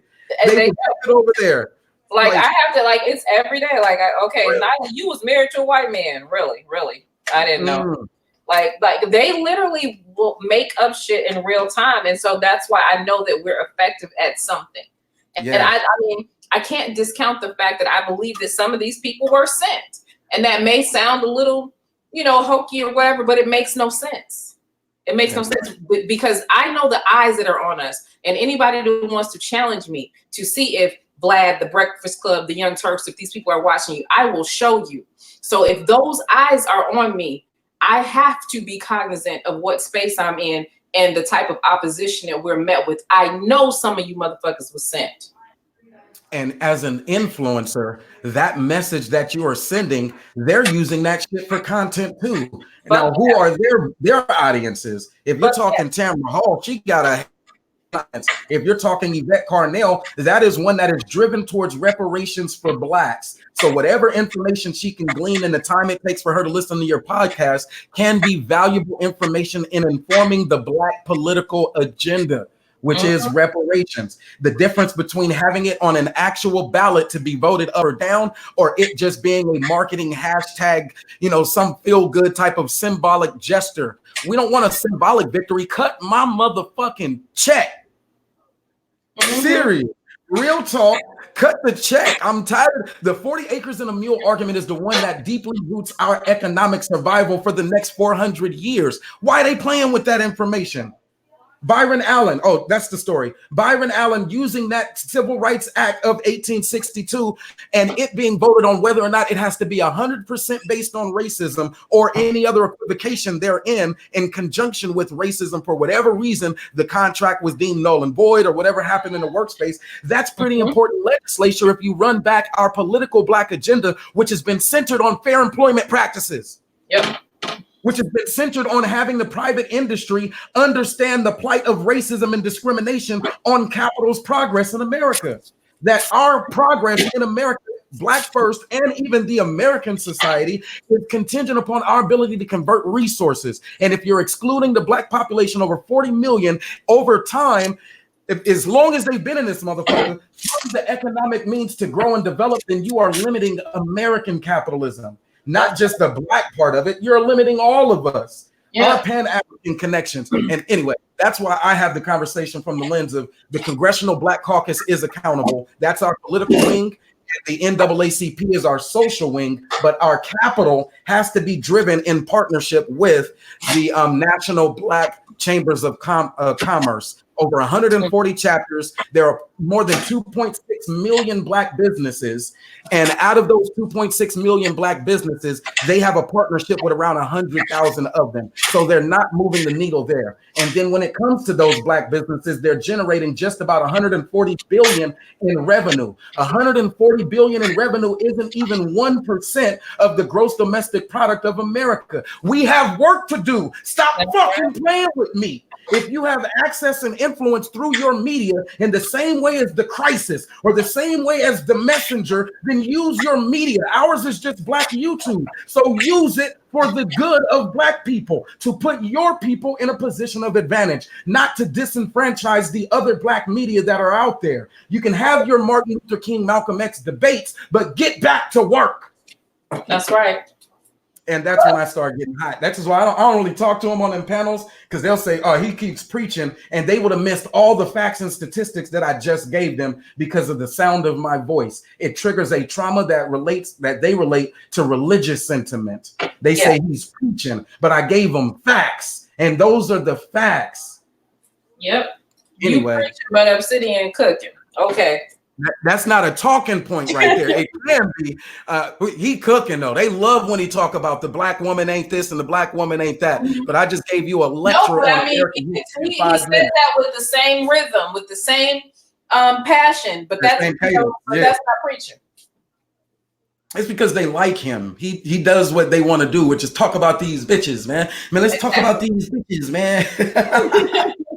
Let's talk about these bitches, man. Get the fuck out of here. If that was my barbershop, I would stop going. My barbershop is owned and operated by the Nation of Islam. Nigga, fuck you mean? Nigga, I don't have those conversations that they have. Oh, this is barbershop talk. Nigga, no, it ain't. Soft or meaningless barbershop talk where I go is let's talk about sports.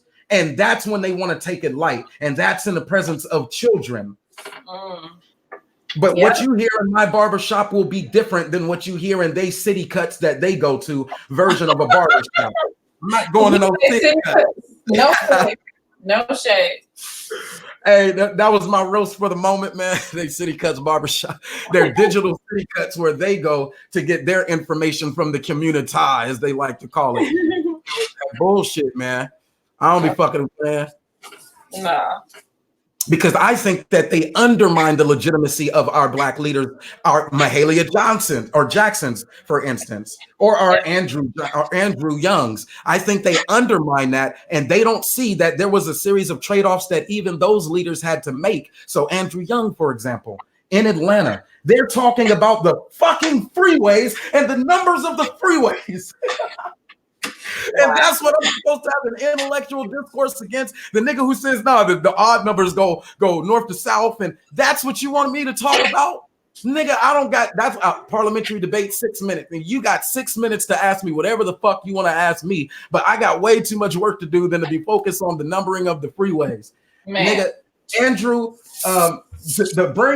and Maynard Jackson bring Blackness in leadership to the forefront. They had to determine whether or not social issues like the ratification of Stone Mountain and the flags and all of that shit would be first and foremost. Let's get rid of Stone Mountain, which is a tribute to Andrew Jackson, the Confederate, whatever it is, all of that shit. Do they take on white supremacy and flags and monuments, or do they take on white supremacy in the form of economics to get the Olympics there, to build new stadiums, to create jobs, to address their lack in education, to make other spaces like Black cities and townships available, to ensure that those Black cities and townships have the resources they need to compete, to attract people from across America who look like these Black folks, so that they can have a media hub right there in what's the damn dude who dresses like a woman, Muddia, Tyler Perry's studio, which is now in, man, media is important. Yep. Media is important. That is Atlanta, the same Atlanta compromised with the Booker T. Washington W.E.B. Du Bois debate when they're determining what do we do with these Negroes. Yep. History plus today. They don't see their own relevance. They don't see their own space or their own contributions as vital or as a part of the Black society. They feel like they've created a niche for themselves, even though they primarily target young Black men. So if they want to compete for the audience of young Black folks, then they're going to have to sharpen up. They got to tighten up. That would be my only pushback. And whether they do or don't will be up to them, because I don't have time to even listen to these dudes. I listened for a couple of times, learned who they were, what they were contributing, say that's good shit. They got a Black YouTube space. It's over 1,000, so they can bring in a residual stream of income with monetization and AdSense. Good for them. High five. Because I disagree so fervently from what they're talking about, that is not me. And that was my own personal decision. But socially and institutionally, those are different battlefronts, and they're just not there. They're in that group of whatever derelicts like Cerulean Gray with, and this is why they hate Cerulean Gray, because he can take it to the political discourse where they haven't studied. And so it makes them look stupid, and looking stupid is that big ass black guy. I don't like when other men challenge me to try to make me look stupid. Yep. You'll always hear them, even when Taz intellectually challenges them. Nigga, you ain't gonna do shit. You ain't gonna run up, nigga. You don't want to see me, nigga. I bet you I'll slap the shit. That's where it goes. When the big ass black guy gets challenged, they want to run towards violence. It's intellectual challenge. And I just wish they would stop that though. Like really, like he's the one with the felonious assaults and shit, not these good guys. So why are they always trying to challenge this dude to a fight? They do that shit just because, like, I think he got it right, because in the eyes of the women in the audience, it gives a perceived masculinity. Perceived masculinity. Mm-hmm. Yeah. They, you know, you're talking about niggas who can think through the lens of a woman, right? So first of all, that's why I say it's perceived. They'll tell you that that's what the red pill is about. They say the red pill is about the feminine nature. The female, that's so, you know, that, hey, okay, I get it. That's men telling you what the feminine nature is. And because they have that superpower that I wasn't born with, I don't fuck with them niggas. We obviously disagree. They can identify, they can tell you what the feminine nature is while arguing from a perspective that says I'm the more masculine man. I don't know. That shit is too complex for me. I can't rationalize that. Brother Moses cannot do it. I just can't with these dudes. This feminine nature shit, like they need to cut that shit out. They need to cut that shit out quick. I mean, and I would, I don't like to say it, like, I would actually want to see them do better even intellectually, but I know that plays into the whole black men are not intellectual stereotype. And so I won't challenge them on black men, you need to think deeper or things like that. I'll challenge them on their exact principle, which is save yourself through sex tourism. That's it. They are advocating that black men travel and go get some pussy. Now, I don't have no quarrels with black men go get some pussy as a idea. None against that, not at all. But the fact that you are running from black women, I have a problem with that. That shit sounds like it's a fucked up message to send, that you got to convince a nigga that the black woman is what he's running from. And let's say they are convinced that they're running from the black woman, that where they need to run to. So the character traits, I think that they'd be able to identify in whatever woman, if that's what they're seeking, if that's what their energy is. It's a personal issue with me. And anyway, I don't want to get lost on that tangent. Them dudes, I'll tell you like this, I just call them weird. It's something that I don't understand. I don't deliberately go out to ostracize them. I don't connect them to LGBT community to say they're gay. I said that they want to carve out their own letter or their own niche. So the African-American or colored, Jesse Jackson's, no, we're African-American. Other people saying we're black. That was the carving out of a specific niche and using media to do so. Yeah, they're set claiming. Yep. The Bloods and Crips a rationalization. I think it still stems from this divide and conquer that they're playing into. I don't think that they're doing it as a form of a unifying gesture that identifies blackness as beautiful and strong and powerful already. And I think that lastly, the divisiveness in it, some of that shit is, I'm on the fence when it comes to being divisive, because I'm gonna admit they do, some of them personal niggas have real personal issues and grievances that they do need an actual support group. I think that they actually need like a clinical physician, psychiatrist, sit on a couch support group to help them work out some of that complex bullshit that they got going on in their heads. And if that allows them to operate from a more clear mind and a more productive space, then I'm all for it. And that's just my compassion for their blackness, and the one that says, look, that white man has done a number on these niggas. And so it's a little bit divisive, but only to the point of being able to identify those folks who may legitimately need help, and they need that brotherhood. They need that space that affords them that support network to get their minds clear. Let me say, I also fucking learned in this year, so this is like my year recap now, that there are a lot of people who like not just the clinical or the pathological elements that they're experiencing and projecting or expressing. There are a lot of folks who are determining right now for themselves whether or not they even want to align as Black, or whether they want to operate in that minority, diverse talent, all inclusive niche. Mm-hmm. Niggas, and it's not even just a colorism argument. Niggas even who are aligning themselves to, I'm more of a universalist person. I'm more of, we are for everybody. We are the world. That motherfucking Quincy Jones ass shit produced by Quincy Jones Media. We are the world, or Michael Jackson, where you show all the different colors of people. They align with that. Like they saw that music video and it moved something in their spirit. They're like, we are all one human race. Yeah, but we got an economic and a political obligation. These motherfuckers say, I don't have a duty. Oh, okay, you are one of them we are the world ass niggas. Okay, there you go. It's like, it's crazy. They don't have a duty. The community is rot. So let me go get some white bitches and build another Black community. Mm-hmm. The community of biracials, which I showed them on my stream yesterday, originated in Universal Code of Military Justice by document of President John F. Kennedy, early 60s.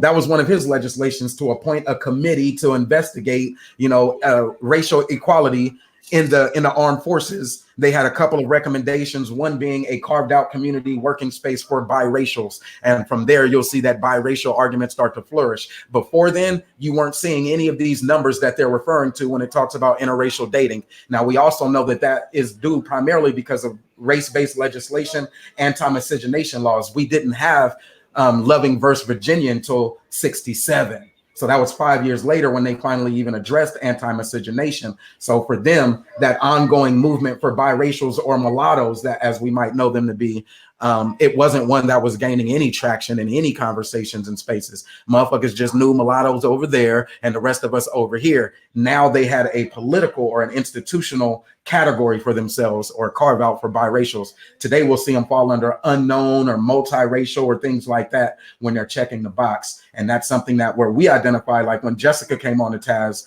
Jessica identifies from her white, she identifies as biracial or multi-ethnic, but prescribes to the whiteness inside of even her family tree or lineage, not Black. And thus she wants to come to Black spaces to provide a biracial white woman's perspective inside of Black spaces. And she sees like, we should appreciate her. I'm like, look, bitch, out of all these different subsectors of Black YouTube, I think we have enough different perspectives to wrestle with in 2020 before we actually need to start introducing motherfuckers we know are white. God damn it, we still wrestling with motherfuckers that don't even know they're Black. What up, my guy? Gab Talk Media, man, he name dropped you too. I don't know what happened to BGS Ibmore, but he cut his microphone back on and was like, Gab and Bro Rob. I said, God damn, what happened? What did Bro Gab do to this dude, man? BGS Ibmore, I don't know, man. He taking shots. I think he want to challenge you. Now you've been a pretty neutral Gab. Gab, you've been. Assalamu alaikum. Let me greet you first, brother, in your greeting. Assalamu alaikum. But first, yeah, I even before I could even, well, I said what's up first, but I tuned in for a second because I hadn't seen his microphone or his live button come on notification for a while. I thought he was done once they attacked his daughter, and then like last night when the dude try to put my daughter out there with that same sexual energy or whatever it is. That shit is demonic, bro. He was like, you're 11. I was like, dude, my daughter's only 11. What the fuck? He was like, and kept going. I'm like, that's why we saying y'all niggas got some pedophilic audience members. Y'all got some real weirdos over there, and y'all ain't unsubscribing from them. Y'all ain't blocking them. So for some reason, they're able to keep operating in our spaces with autonomy. And you're providing shelter and cover for those motherfucking weirdos. And that was a problem for me. So I just ended up blocking them and moving forward because I ain't gonna rest on it. And then, like I said, my first 2 dates with my wife, number one, check cash in place. Let's see what you like with handling money. Number two, gun range. And then we can go to all the movies and all that shit that you want to do afterwards. But let's see how you can handle yourself if one of these weird ass motherfuckers run up on you and I'm not in a space to protect you, but you're still operating outside in this broader society. So that was my first 2 dates. Make sure that my wife is also able to maintain herself and protect the family in my absence, my physical absence.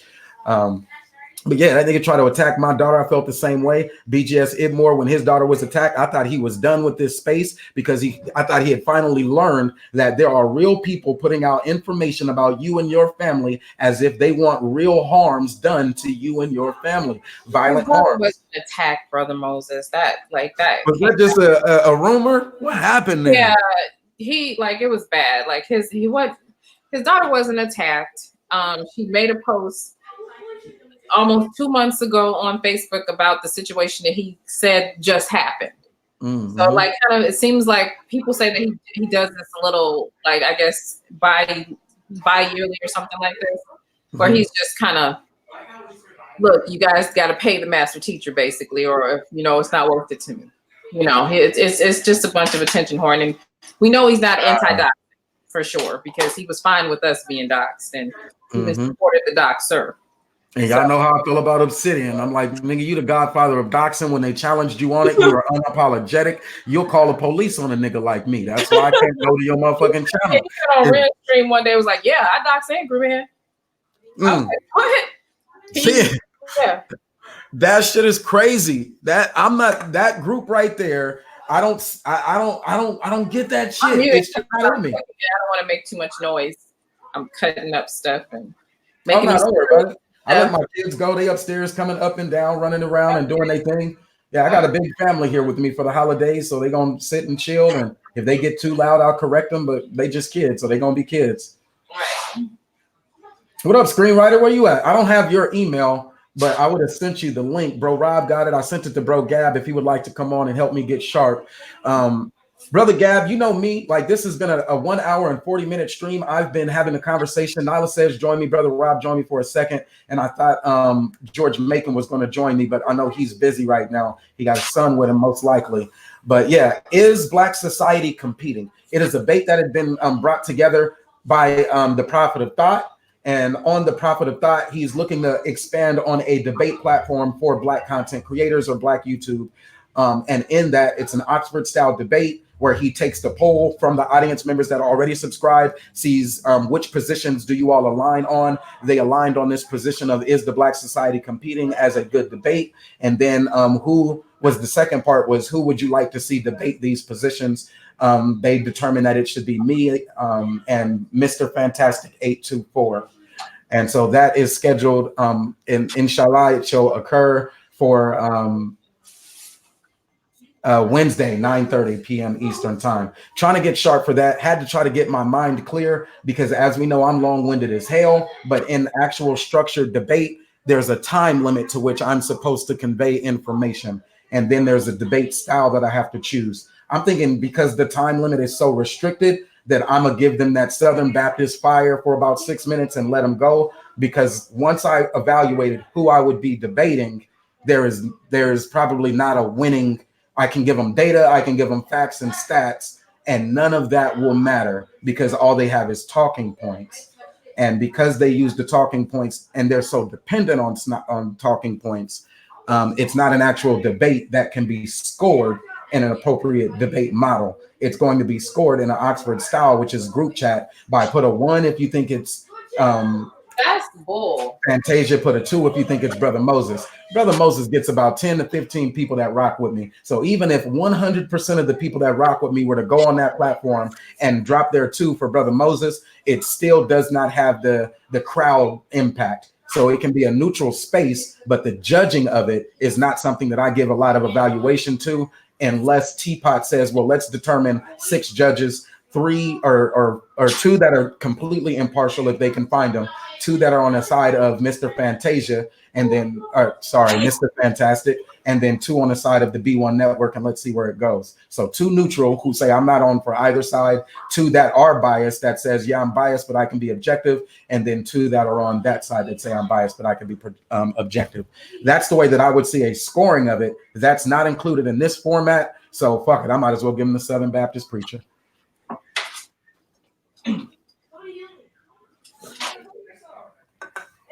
And then the second part, so getting sharp, competing. I thought the topic was a bit too broad.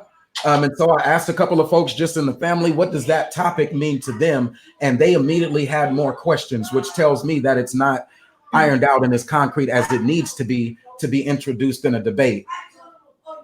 Right? So is Black society competing? I can say there was a hot dog eating competition to which 3 African Americans joined. There was 97 other contestants that were not African American, but because we had a representation of 3 African Americans in this hot dog eating competition, I win the debate. It shows that Black people are competing in a hot dog eating competition. You see what I'm saying? And that is, it's beneath me. It is beneath me to have that conversation. But that's the way that you can literally win this debate in the affirmative position. And all I would have to do is prove that those 3 people identified as African American genetically or were identified as African American by the contest. And those who were in part of that contest, those 100 candidates, if they said these were African American contestants or Black contestants, then therefore I prove that they were a representation of the social construct called the Black community. And then how would he counter that? In order for him to win the debate, he would have to refute or find documentation that says, no, they never considered themselves, or they were never considered African American contestants or something like that. He could try to say, well, no, that's an insignificant number or something like that. And so it's interesting. They like to do this game with numbers and shit like that and make the significance about numbers. And so we can do that debate as well. But in any event, competition is competition. So we'll see what happens. I think I overwhelmed Mr. Fantastic in style-wise. So his style-wise, when I go Southern Baptist preacher, African Americans can typically either respond negatively or positively, depending on what level of trauma or what level of experience they've interpreted with the Black church. So if you're still in favor of it, then Black folks who like religion and they don't mind a good sermon for 6 minutes, as long as it's pretty good and it got some context and some takeaways, they would like that shit. And so in that case, it readily identifies with the audience. For him, his way of appealing is through ad hominem attacks, which typically in a debate format, that shit is immediately shunned as a negative. If you use an ad hominem, most people judging a standard debate say, nah, that's an ad hominem, and they know how to pull those out and say, well, you don't win because the ad hominem itself is not what wins you a debate. These are the points that Brother Moses made. And the ad hominem, if that's his only appeal, it's not as strong as a religious or empirical, theologic appeal. Anyway, but for information wise, oh, go ahead. My bad, sis. No, I'm just saying he's not very articulate either. So that might be a bit of an, because I think he knows he's not articulate too. And that's not like, a lot of people aren't very articulate, but that doesn't necessarily mean that they're unintelligent, even that's though, right. Jeremy has awakened, says, hey, now I just finished picking the rest of my mustard and collard greens. I hear you. I would like some mustard and collard greens, actually. Yeah, I actually wanted to make some greens today, but for some reason I was craving curry. And the thing is, I think I had put too many peppers in the curry. This curry is going to be so hot. I don't know. And see, that's what I need for wifey, man. I'm not the cook, but whenever wifey gets down in the kitchen, sometimes she starts looking for different recipes and shit. And I'd be like, look, I need to see the author of that recipe book. You can't be pulling out these white people recipes trying to cook. If you can't find a black woman who's made this meal and tells you how to season it, then damn it, stop with those recipes and shit. And that's for me and my household and how I incorporate B1 shit on my everyday personal. That's right. Hey, my wife doesn't cook enough for me. Yeah, the black woman don't cook enough. There we go. Out of here, bro. If you want your wife to cook, ask her. If she says no, either you're going to cook or you're going to win that battle at some point. God damn it. You gotta beat her. Yeah, you gotta punch her in the face with a closed. Now, what did they say? Our code is that as long as I didn't hit her with a closed fist, get your dumb ass out of here. I'm telling you, they get that shit from Shahrazad Ali. That's his mama. Now, I smack my wife on the ass. It's not that whole discipline and whooping her like she's my baby. Or no, I got a full grown woman. She got a full grown ass. When I do that shit, I'm like, yeah. It gives me a sense of joy, pleasure, satisfaction, psychological dominance, all of that same shit that those weird motherfuckers might feel that they're getting. Whatever it is in the mind, what is it called? The happy, whatever it is, the not just adrenaline and testosterone, but the little happy thought, happy chemical. What is it? The endorphins. Yeah, the endorphins. These motherfucking weirdos might get endorphins from some shit that's way different than what I'm talking about. Biologically dysfunctional. And when I say toxic, I'm talking about whatever those endorphins are, what triggers your endorphins. If they are in getting some type of arousal by saying, Moses, your 11-year-old dog, motherfucker, this conversation is over. I'm not willing to even have it. I'm not in your space. Y'all do what y'all do. I don't want that pedophilic shit here. I don't even want them to feel comfortable having no conversation on my channels like that. Draw the line somewhere. That is my message for cis bim dudes. If they don't draw the line on that motherfucker who wants to advocate openly on their chats and in their spaces, in their groups for that pedophilic behavior, then these dudes are just misguided and lost. Go the fuck over there. There is not much that we would be able to do business on because the business would be linked to you motherfuckers and your pedophilic members. I would rather be attached to a Micah Johnson than a pedophile, you fucked up dude. Fuck that bullshit. These motherfuckers said 50-year-old men should go to colleges for the college girls because it's fun. Fuck out of here with that bullshit. 18 is legal. There's 18-year-old graduates from high school. So should they troll high schools for 18-year-old graduates too? Fuck out of here with that bullshit. If their endorphins or their serotonin or whatever it is firing at the thought of a young, and these dudes is 40s and 50s, and this is what they're conversating about. They're not saying, look, young brothers who are 19 to 29 years old, you can focus on college campuses. They know they talking to old men when they say that shit. They ain't talking to them.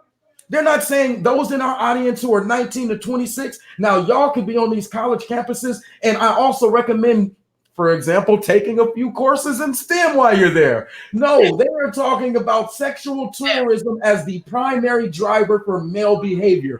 Miss me with that bullshit. That's what they're doing. Like Taz was telling them, you guys, and they kept saying, well, why are you in Mexico? He's like, it's not for sex tourism.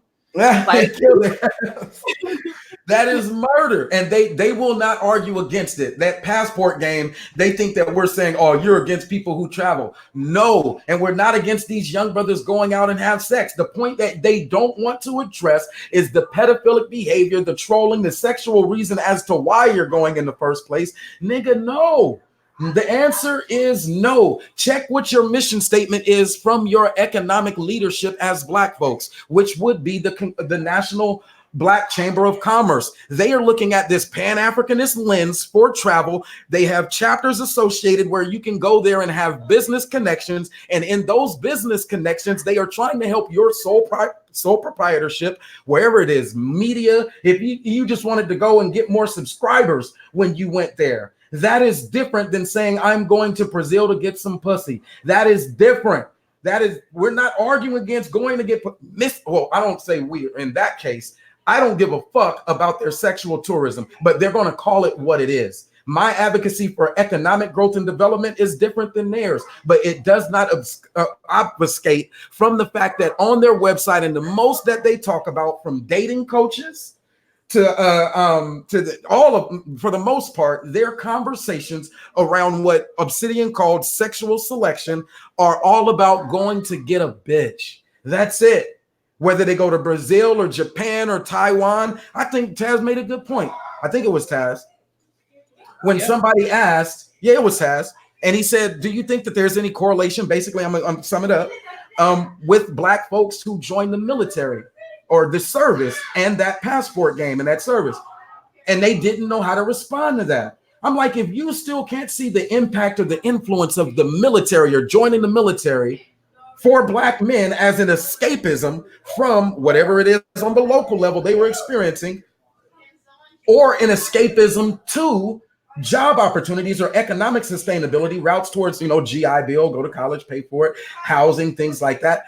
Black men using the military as escapism in order to whatever they were doing to avoid what they had going on in their local communities, those responsibilities. So they were either running from, we don't have any jobs, running from, I can't afford college, so what are my ways to get money? So they joined the military for the GI Bill benefits, or housing. We don't have anything that's allowing us to buy housing or appropriate property. So those men using that as a caveat to join the military, then miss me with that. You missed the context. Then number two, now that they've joined the military, we see that they are getting deployed. And where are they deploying to? Overseas. And what do they talk about when you talk to a Marine or to an Army man or even the Navy folks? They talk about once they're off the military base, what is their life like? So that save yourself black men to be able to hijack that traveling piece, even from the veterans who were saying, go travel, see the world, and talking about nightlife and clubs and all of that shit. It is still hijacking the movement or discrediting or undermining the legitimate black causes or black leadership who advocated for it, and painting it from a different narrative, a dangerous narrative, one that says we are doing so because the black woman is killing us. Miss me. I be long-winded as fuck. Those are long sentences. People do prefer the short, choppy sentences, and I don't know how to do that shit without sounding like a politician. Anyway, we'll see where it goes. Nyla says, do you have some, so let me say this then. When you said getting a bit more streamlined next year, do you have someone in mind as like a administrator? So I know on these, you can, like these YouTube channels or whatever it is, even like email, you can have like an administrator or somebody like that who does the legwork of sending out the notifications early on, engaging via like email subscription based. Do you have someone in mind to be like a project manager or an administrator? I don't. That's what we wanted to have a meeting about, because there are a lot of things, because you had some good ideas. That you were mentioning a couple of weeks ago, and it kind of connected with some of the things that I was thinking about. So I kind of wanted to talk with you about what you had in mind, and we can all kind of like find a way to give everybody some sort of role and, progress the network. Absolutely. And make it to where everybody benefits. How many moderators would you say you both have in total? I know you share quite a few. I have too many. I gotta skim down, because and this is perhaps a conversation that we gotta have at a different time. But mods can hurt your channel, and sometimes mine have. So I gotta skim down on mods. Okay. I don't know.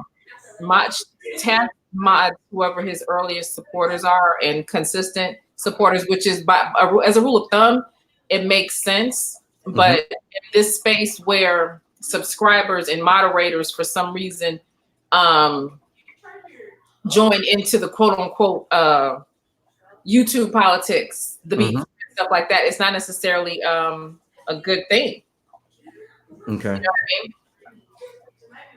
Especially like, with all the doxing and stuff, because sometimes you're going to have to share stuff about yourself with your mods, because how does your mod know that your family is being doxed if you're not giving your mod the information? You know what I'm saying? There's like a lot of stuff there's a lot of stuff. Hey, Kenny, there's a lot of stuff going on that I do want to share with you, especially as your channel grows too, and get your fresh eye perspective on it as well. Hey, I started off making the same errors that many people said. So I used my real name. I got my real face. Like, I'm a real nigga. And like, what be, I know I am not in control of all of the weirdos and crazies that have been sociologically conditioned here in America. There are a lot of weirdos, but you have to protect yourself is where I allowed myself and even my own family to be vulnerable. And that my wife deserves better. And my family deserve better. Essentially, when we've identified, even last night, the guy who comes on in spaces, and it doesn't matter if it's an 11-year-old girl, and this is black folks too, that I would presume that person is black, that they would take it to that level. Shit, man, it's like, do I even change my name? Because my name is actually Moses. My name is actually like my track record is actually established. It is still connected. My brand and who I am is actually something that's it's not just a YouTube thing, but I live and I function by it. Yeah. In this space, I have conversations with some high-ranking folks in financial services, and if they were to see that same level of engagement or that same level of energy, they might know, oh, that's Moses, but they might still be called upon as a duty to say, Brother Moses, we have to talk to you about your YouTube channel, even though it's separate from your job. It is something that we want to talk to you about. Yeah, I mean, shit. it's something that you like. People, it's unfortunate, but when you're in the Black sector of YouTube, specifically, if you're going to be catering to a Black audience, you have to understand that your family is at risk. I mean, I mean, these people are doxing our grandparents, our parents. There are pictures of little kids in our family on people's streams. Not just my granddaughter, but like little, just Taz's niece. I'm talking about like little bitty kids. They for some reason want to pry dead into your life, and it's just like I was saying the other day. Like you guys are saying, "Oh, this is your fault. You started this," and I'm like, "Look, the people that are doing this and prying into my life. When I got here, I was doing content. I would still only be doing that content if they were not interested in my life. When I got here, they were interested in somebody else's life. Now they're interested in mine. So it's not fair to say that." That's right. All right, so we could take most of that conversation offline and get into some of the dynamics of it. Like it would do them a service if we actually did the strategizing session or the planning session online, so they can see what would be necessary to grow an actual channel. And I don't think that they deserve that service. And I know a couple of them are probably watching today, so we'll do that offline. Yeah, I'm not giving away nothing anymore. It's not valued. It's not respected. There are so many people that would not have a subscriber count, a subscriber base, 1,000 subs. And I'm not saying this in a fucked up way, but if it wasn't for me, I refuse to give prematurely anymore. That whole don't render your pearls before swine, that shit is real. Because people don't appreciate it. I came in swinging hard when I got here. You know what I'm saying? And like I earned every subscriber that I got. And this is a lot of people know this is my second channel. My first channel grew to damn near 10,000 subs in 6 weeks. 6 weeks. And you turned your subs off too, right? Huh? You turned your sub count off, right? They're gonna kind of figure it out just because there are certain things that you don't qualify for until you get to a certain sub count. And I've qualified for them, so they're going to be able to kind of gauge where I'm at or whatever. But I said I'm not going to turn it back on until I reach that one number that's going to make them put some respect on my name. That benchmark. You know what I'm saying? They do treat people with that designation with a different level of courtesy than they would others. They think if your number count is low, then I can treat you like you're low. But don't let this shit fool you. This shit is not even a microcosm. I got more subscribers in LinkedIn than I do on my Instagram. Fuck you mean? My LinkedIn is popping. It doesn't matter. I mean, all of them was watching me when I had 2,000 subscribers. That's right. You know what I'm saying? Like I was responded to by someone on BET my first week on YouTube. My video, a video that I did my first week, got responded to by somebody with over 1 million subs on. The Disney Channel. They were part of the Disney Channel. They went on the Disney Channel to respond to a brand new YouTuber. So it does not matter the sub count. If the message is thought provoking enough, and there's enough truth into it, it will permeate and it will matter. It doesn't matter. They were checking for me at 500 subs. These niggas hate that shit. If they saw Nyla Says on Disney or backed by Disney, branded by Disney, ambassador for Disney, like whatever, they would hate that shit. They hate to see that shit. They know it and humbly submit it, Brother Moses. I know that they know. That there is potential in the B1 network to surpass any of them, on this platform, and to make it in mainstream in different places. Not that that is necessarily the goal, but they know it. They hear it, they recognize it, they fear it. That is their problem. That is their entire problem. I know it, and can't nobody tell me different. They can sit up and, oh, she's just for yourself. No, motherfucker, I know. And for those just joining, this is one hell of a conversation, a great one-on-one, I would say. Matter of fact, I definitely feel it. Nyla says where you're, and I'm trying to use the Nyla says rather than just the Nyla. I don't want this to move to a space where I start feeling so comfortable that I don't respect with the same level. It's not I'm enamored with Nyla says, but I know how people keep or internalize it from the lens of where me and my wife stand. So, all right, appreciate it. Wanted to did drop that disclaimer though, right there for those folks. But a good one-on-one so far. Where we're at though, Nyla, I think where you're moving and you're able to identify those top, like the Disney, and they drop that link. I'm in that same space trying, or anyway, and I didn't realize it until I was on LinkedIn, for example, as an example. And the CEO of my company and the former CEO of that sector of my company actually responded on LinkedIn. And I was like, damn, I didn't even know y'all be actually watching like that. But they do. And because they do, that gives a different level of, I guess, responsibility on my shoulders to deliver. And even in that, these folks that think they can market to Black folks, but don't have the conversation with Black folks who do market to Black folks every day via like YouTube and things like, they miss the mark. They missed the mark, and they will continue to use marketing strategies that align more with LGBTQ than Black folks. They will continue to use that marketing strategy that aligns more with a biracial America, or one that says diverse talent and, you know, diversity and inclusion, minority groups, rather than one that says Black or African American. And so to influence at the level of a CEO, what happens? You'll have Black folks who are unprepared. They get inside of those situations and they're unprepared to move the conversations towards progress. Like James Baldwin, when he met with Robert F. Kennedy.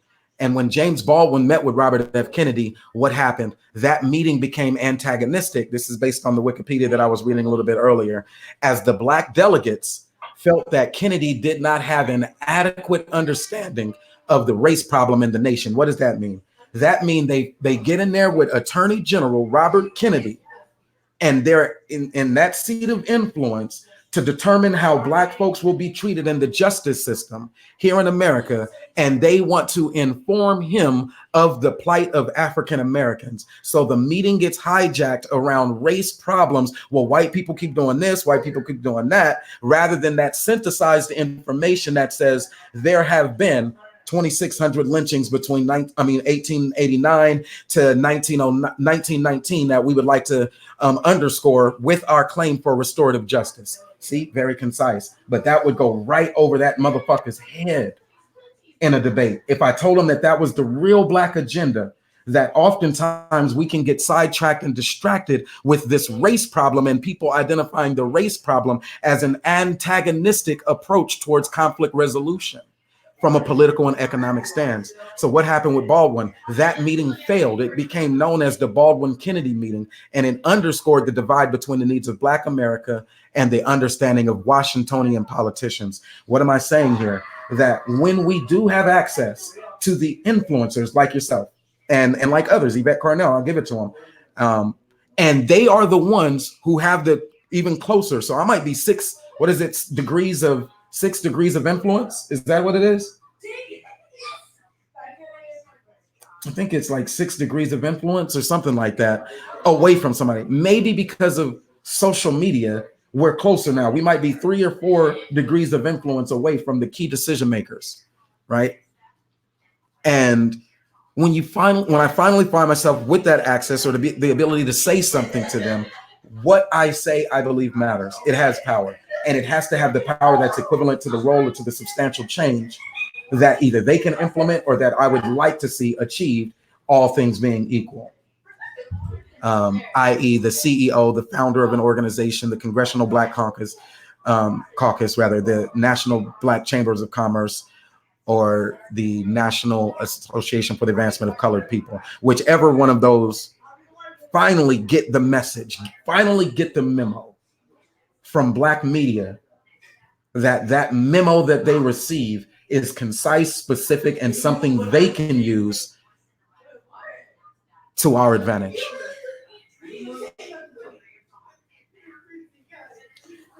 All right, man. So right now, Nyla Says is helping me get my talking points together because, as we know, in structured debate, you only have about 6 minutes to do so. In that 6 minutes, I do want to give them some powerful information that they can have. And as we expand on the debate platform for Black Thought, I think it's going to be 6 degrees of separation. Appreciate that. I think it's going to be critical that we use that time wisely, that we don't allow them to run and equivocate towards their standard talking points without us checking those talking points and then moving right back to what actually is important. With so much information, that's hard for me.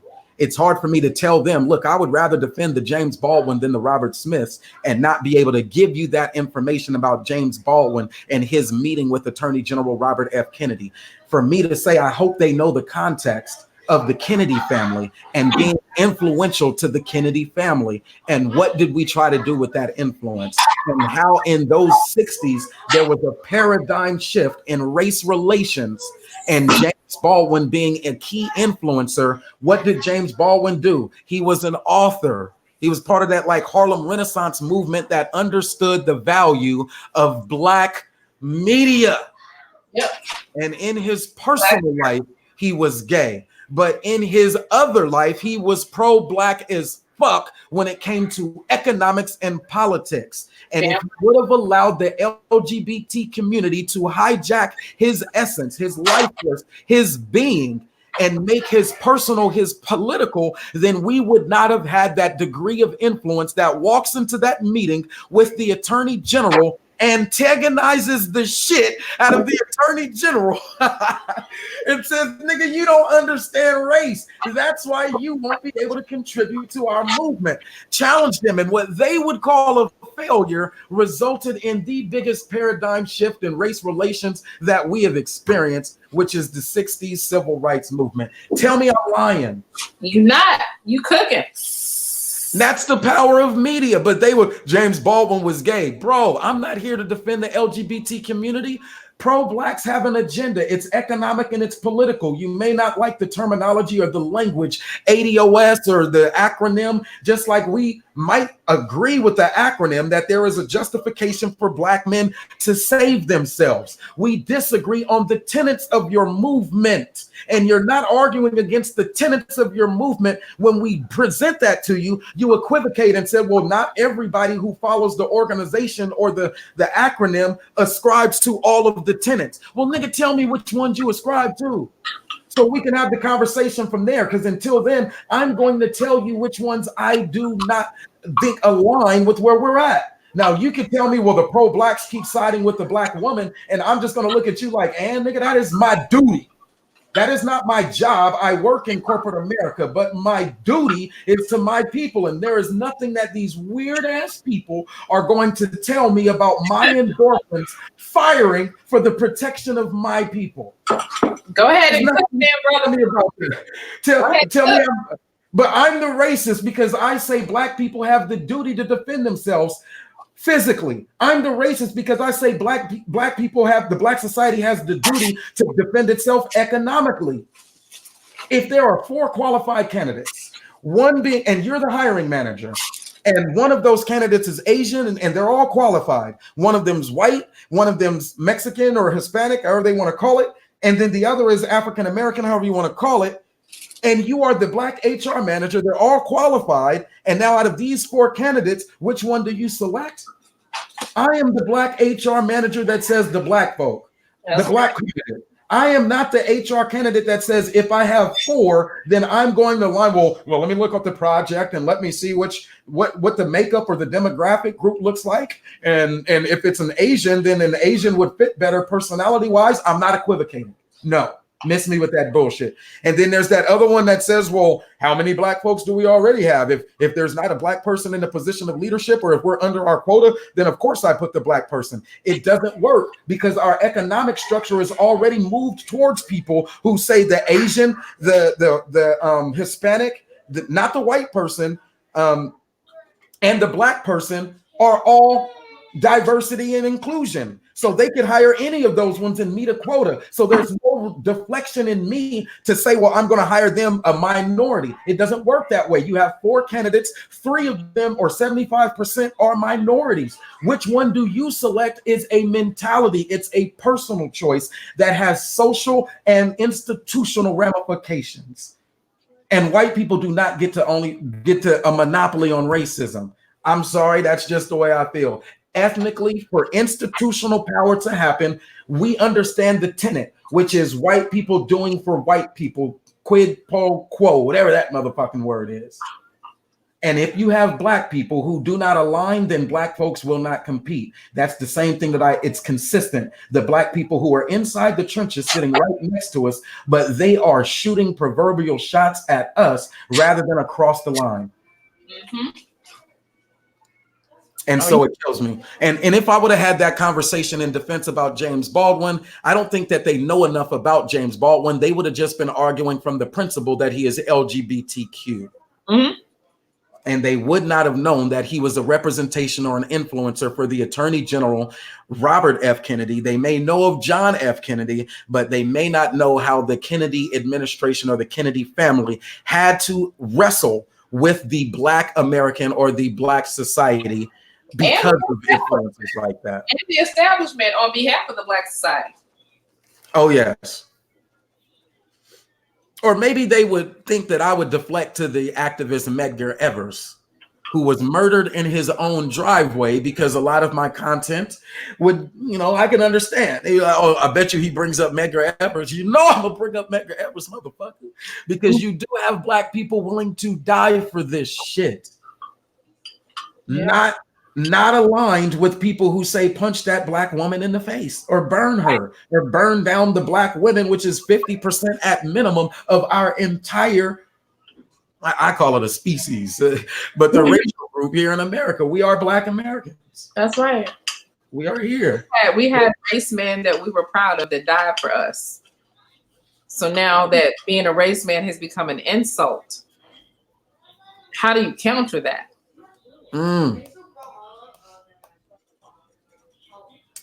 And definitely, how do you counter it without the positive spin of media?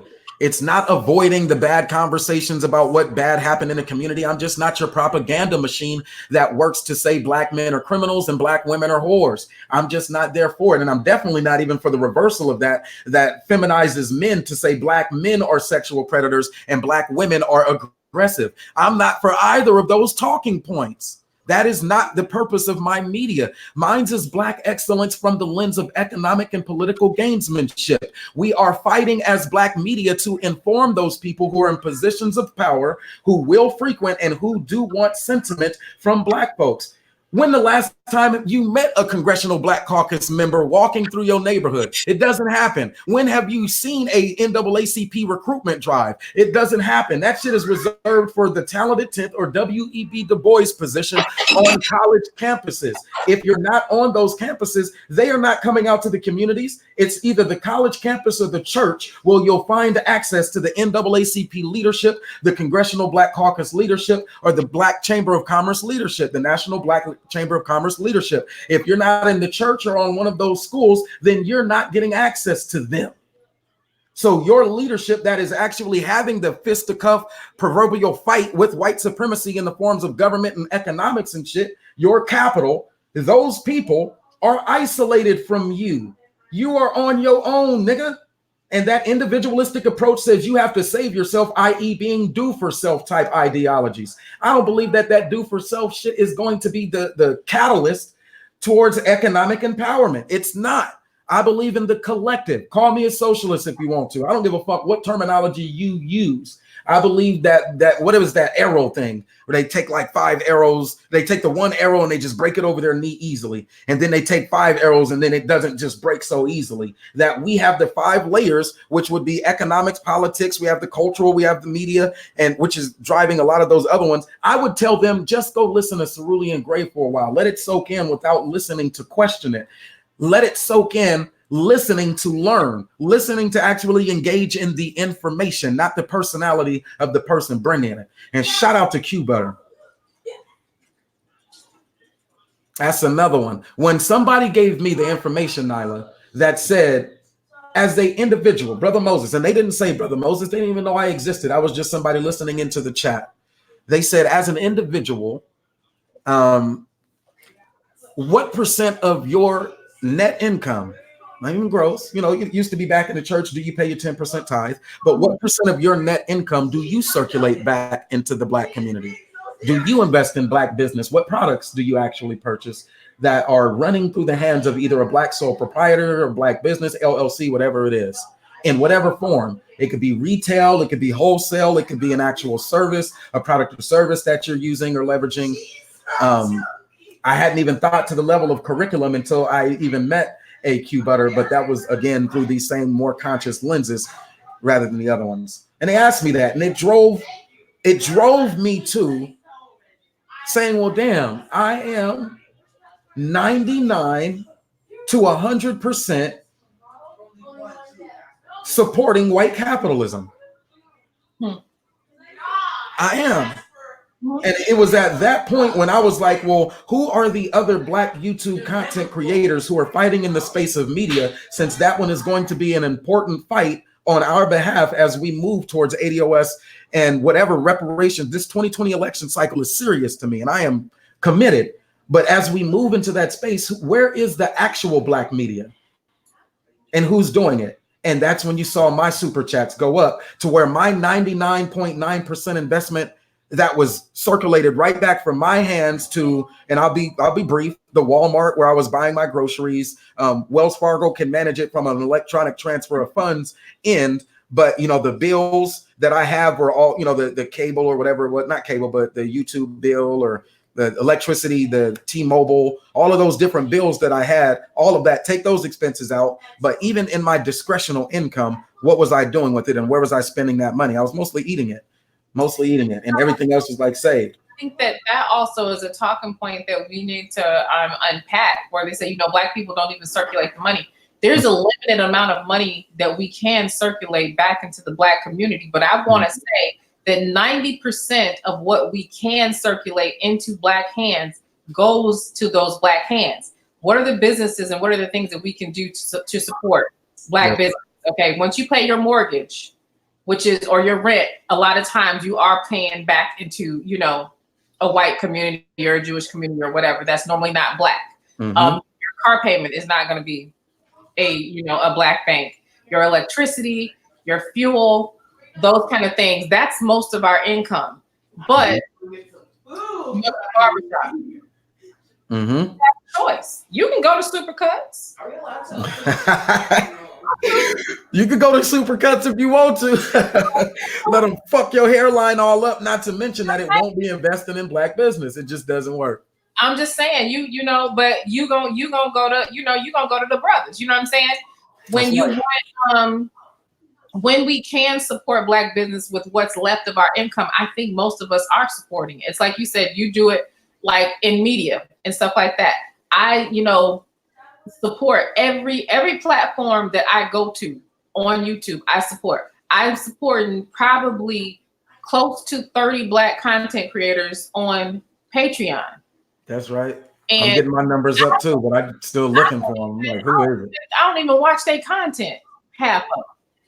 But I know that we need this support. I know that if you're actually out there doing the content and you're doing the job, even if I don't like it, I want to see Black media grow. So wherever we can, we support Black, but most of our money is not going to be circulated back into the Black community because we don't own those big, institutions. But wherever we can, I think we do.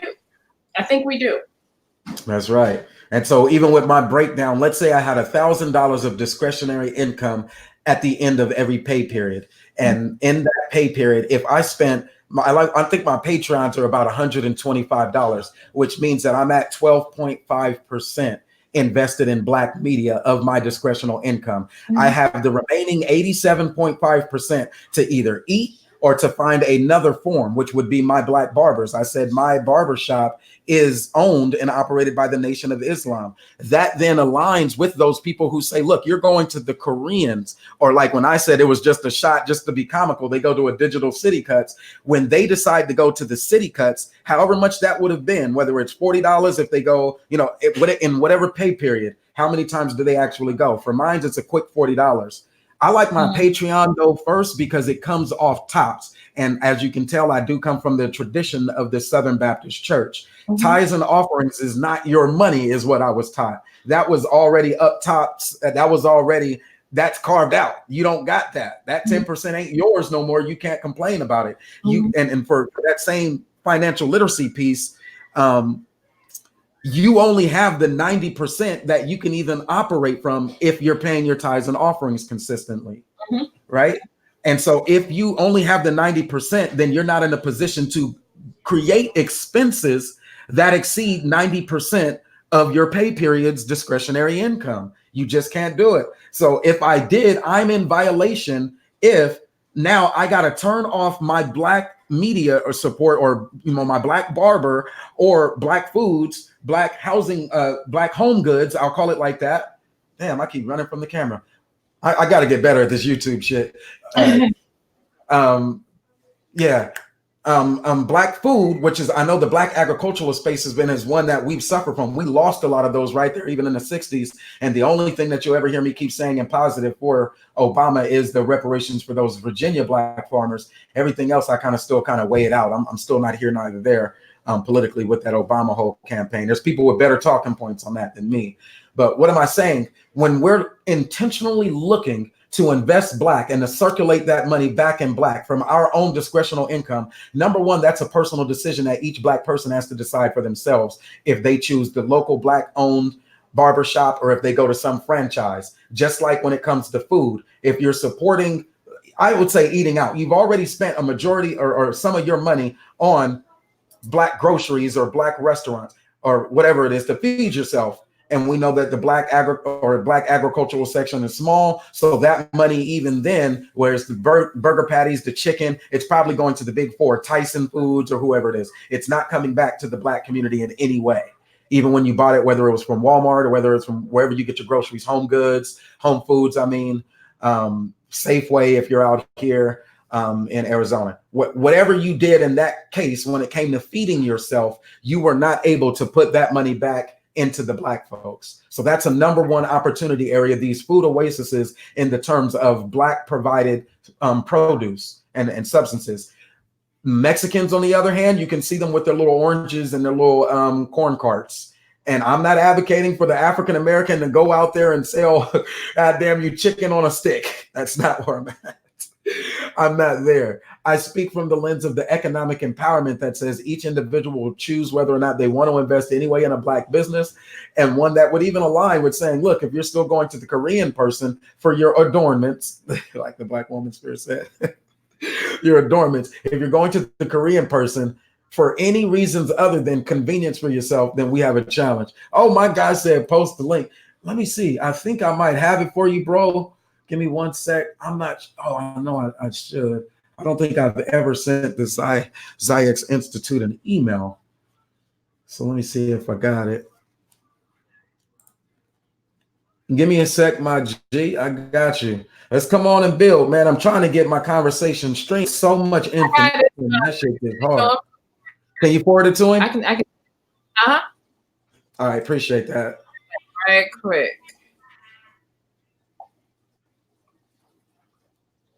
So it's just a pre-debate brainstorm trying to consolidate information into a 7-minute opening round. The 7-minute opening round is just where I take my premise or whatever it is, the information that I want to deliver that says black folks are competing. And I determine which of those, I guess, should become the talking points. As you remember from the debate with Taz, I said, and I'm going to give you 2 reasons why Pan-Africanism is the most effective and it's the most likely or something like that. But those 2 talking points, from there, you can throw in whatever examples you would like to throw in. And in a debate or in a structured debate, they can either try to argue against the examples or they can argue against the premise. And in my brainstorming session, I'm like, what would be the strongest premises to use in determining that we are competing? I didn't want to use some regular old, there was a hot dog competition with 100 candidates. There was contestants. There were 3 contestants that are African American, and because of their participation in a hot dog eating competition, it proves that black folks are competing. I don't want to be as lame as that. I want to actually give him some information that he can actually benefit from. The first parts of a debate for me are, what is the format going to be? And so getting that ironed out, like how is it judged? How long am I going to be speaking for, those things? And then also, who am I going to be debating? Knowing your opponent. And for real, that's important because they have certain nuances that we can learn from and in preparing for a debate or in our debate presentation prep. Anyway, that's where I'm at. I think we've done a good job right now of kind of streamlining that conversation. I have my notes that I've been able to take away and add to it, but hopefully my guy Q Butter takes the link and is able to join us. If there are others that would like to join in this conversation, I am open for that. As you know, I do not have a space where I can say one way or the other who should come on a platform and discuss certain topics. As always, though, iron has to sharpen iron. You know who Brother Moses is. You know how I be functioning and operating. There are some things like when people like Archer or the people who wanted to come on and have the conversation about system, I think that are not on the level of conversation or the caliber of conversation yet. And so for those folks, I would respectfully ask that you not take the link should it be put it, or should you not send me your email for the conversation, because it just becomes a distraction. All right, so what is another major issue? So when it comes to the competition, I focus primarily on economics and politics. I said those would be my driving forces, that we are competing in economics and politics. I even stated the numbers to where we are in that competition. We are less than 1% of the gross domestic product is being managed by Black capital and entrepreneurship. Numbers like that are significant for me, given where we've come from and given the small time period that we've had the protections to operate as such.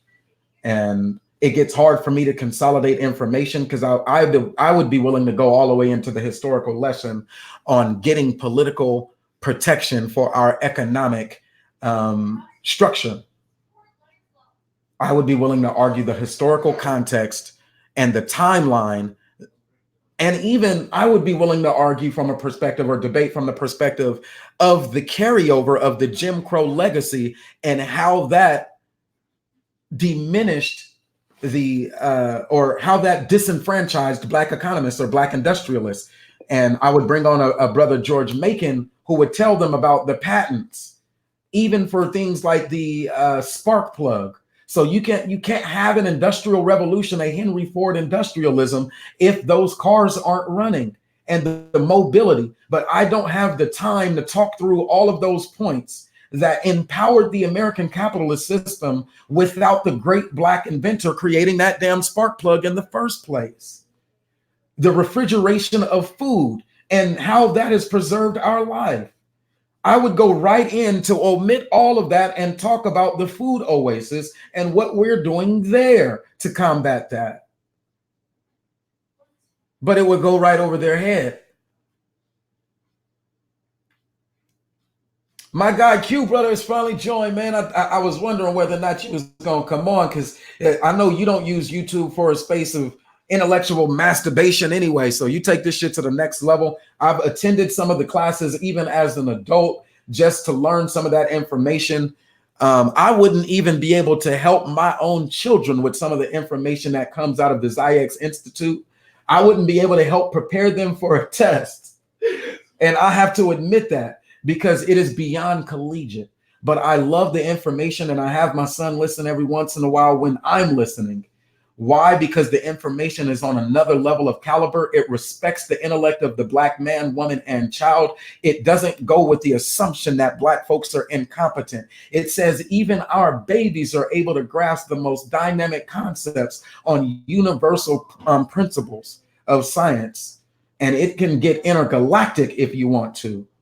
And that's why I listen. The science is not Punnett squares, Charles Darwin's natural selection and sexual selection. That's not what you're getting on the Ziyex Institute or when Brother Q Butter goes live. You're not going to get a conversation around natural selection or a fucking Punnett square. It's just not that simple. On that one, you can get intergalactic. What's good, on man? That one.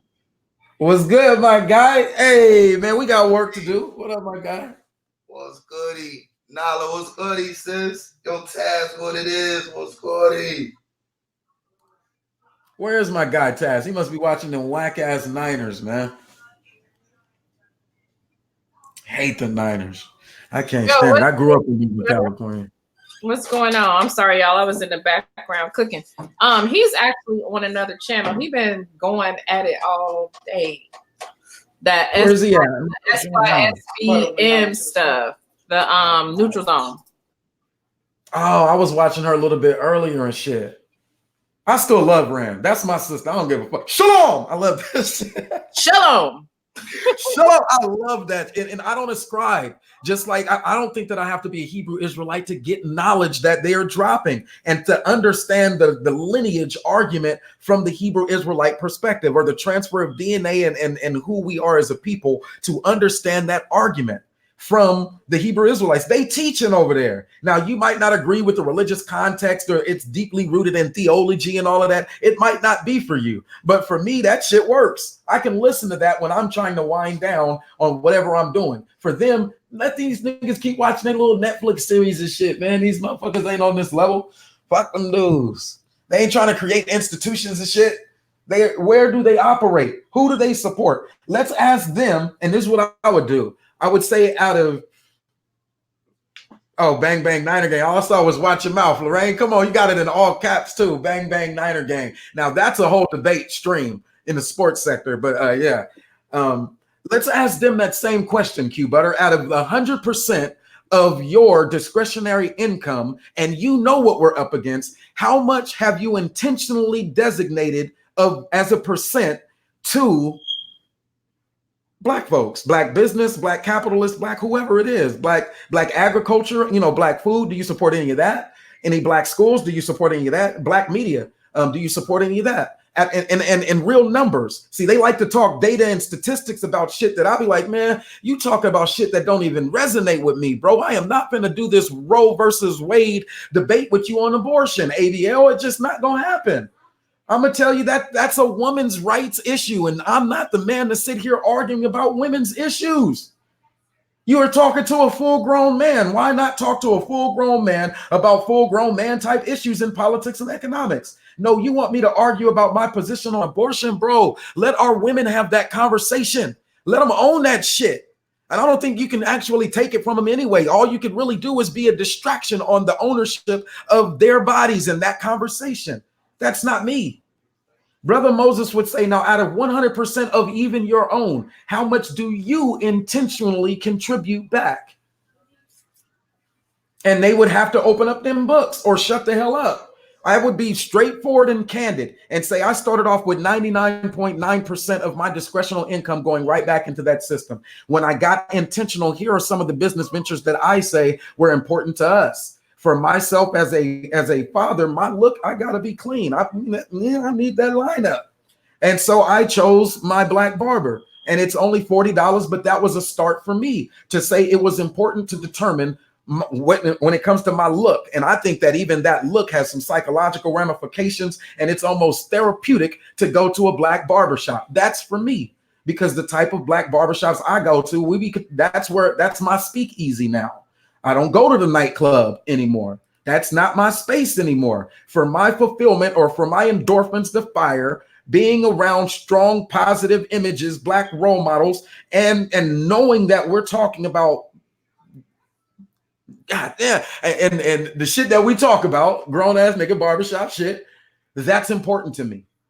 And it helps me resolve every other conflict that I have to deal with when I'm not in Black spaces or in the protection or the insulation of Black spaces, which we operate in 99 or a high percentage of the time too. So for me, my first decision was, who is my Black barber? And that was after the whole church thing and the tithing and 10%. After my Black barber, it was important for me to say, who is my Black media, and to establish as first fruits, which is my Patreon, before I can get it and spend it on any other bills or whatever it is, before it even hits my account, an automatic, because of the system of Patreon, what comes out? 12.5%. I'm at around $125. And as I can retract from other expenses, that either allows me to invest in myself personally, 401k, all of that shit, or equipment and things to drive my business forward, or other media, more hobby, more whatever it is. I don't really have a hobby. So there's nothing there. I'm not investing in hunting equipment and shit like that. I don't really watch cable. So I don't need a man cave. So that's not an investment in home goods and shit that I'm going to need.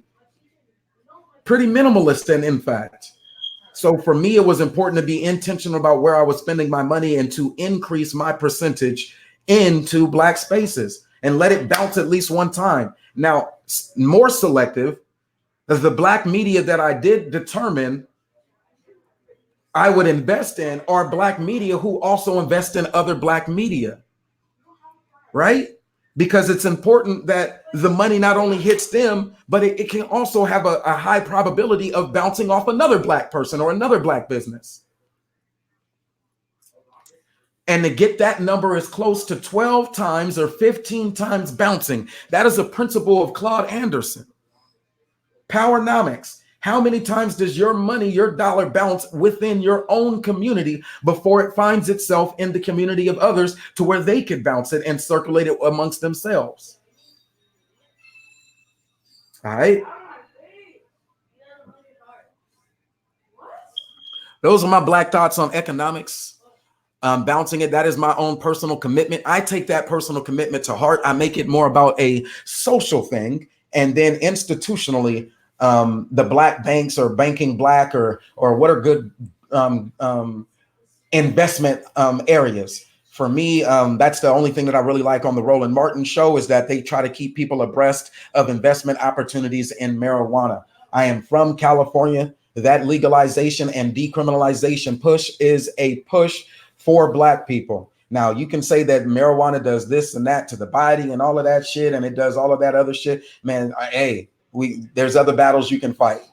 Fight the ones that you think are important fighting. You don't got to agree with Brother Moses. But when God damn it, I am on camera. I might as well turn this camera off. I am not good with a face-to-face live stream. I'll be doing everything other than. But marijuana, believe in that shit as a industry worthy of being taken over by Black folks. That's it. Not just participation, not just consumerism, but as an industry worthy to be taken over by Black folks. Yeah, I ain't gonna say we're gonna take it over yet. I think we got some time for that, but we definitely need to get our hands involved as much as possible. You know, That's right. You know, with any industry, I agree with you on that. You know, being in the, you know, pushing myself like I am with the sciences. And the question is saying, are we, you know, competing? You know, we don't really have the grounds to compete. You know, and so it's not even like we're not even in the game.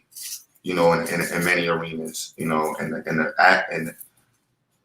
the parts that we want to be in, it's been a long time since we have. You know, we get recruited individually and participate and help with, you know, other people's movements, intellectually speaking, but for our own accord, it doesn't work. And so with a lot of the sciences or things that are based off of having a well-developed understanding of sciences, we get caught in on the back end of it. You know, so with weed, we get caught in on selling weed, you know, middlemaning it, you know, just growing it. We're not looking at the, you know, the chemical aspects of it and the abilities that it presents, chemically speaking, and being able to manipulate it and harness the different aspects of it chemically is where the power's at. And that goes with any product, you know, that goes along with even the sciences, with every aspect of the sciences. And for me, like, especially this year, like I was having a discussion with somebody and, you know, my goals for 2025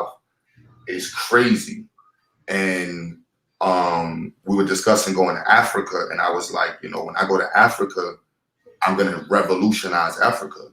Like I'm going to the ability to change lives, like straight like that. And when he was saying this, I was like, you know, we've been in America all this time, and we're not taking advantage of the information that's sitting here. And it's for many reasons, but at the end of the day, you know, it's not being taken advantage of. And that's what kind of keeps me from joining some YouTube channels a lot anymore. I'm like, yo, I just got to stay focused. Like there's a way, yo, bro, there's some shit, type in free electricity when we get off of it. Free electricity with magnets. Oh, I'm familiar. I got that I was on Brother Sanchez and they were talking about it one day and I had to look it up. Go ahead.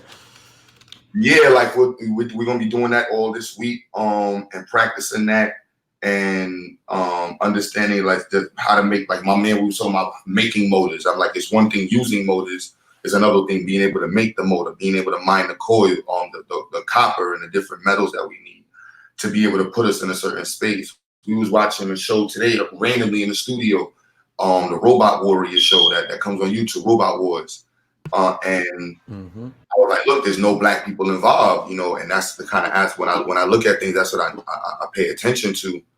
And the reality is, like, when you talk about competing, we're not in the ability to compete because we just don't have the information to put us in that space to be able to even articulate an understanding of certain things. And so that's what we got to do first, is just get us in the ability to even have the conversation, and then introduce us to the different things that we can do, you know, being able to actually use the sciences to increase our profitability, use our sciences to create industries, which we were doing before, but we didn't have the business acumen to carry us over, plus the cultural understanding of how these white folks play.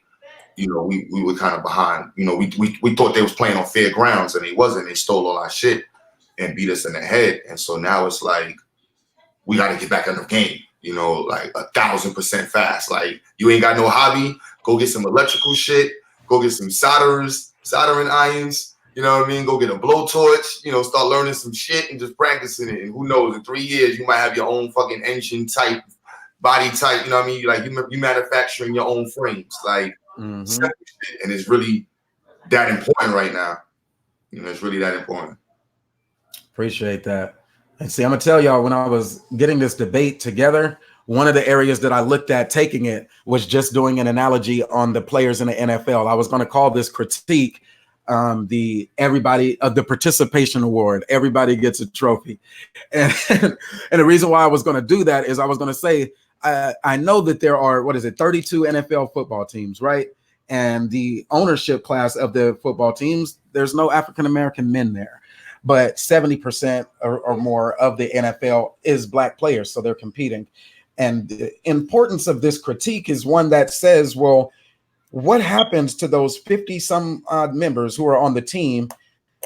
There's probably 11 on defense, 11 on offense, and then you have a couple of special teams, which might be 4 or 5 other starters. Then you have all these replacement players who might sit the bench, and then you have all of these other alternatives. What's important to note here is that at the end of that season, if you finish the season on that team, whether you were in the game or not, you're still going to get that Super Bowl trophy. In America, we are in a position where it's like, well, damn, this dude only played less than 1% of the games, but yet he still gets a trophy because he was on the team. And the only way to say that we are not in competition is to say that black society is not a part of a broader society. Unless that guy can prove to me that we have not contributed or not a part of the broader or the broader society, meaning capitalist society or the American society, he would have to lose that debate.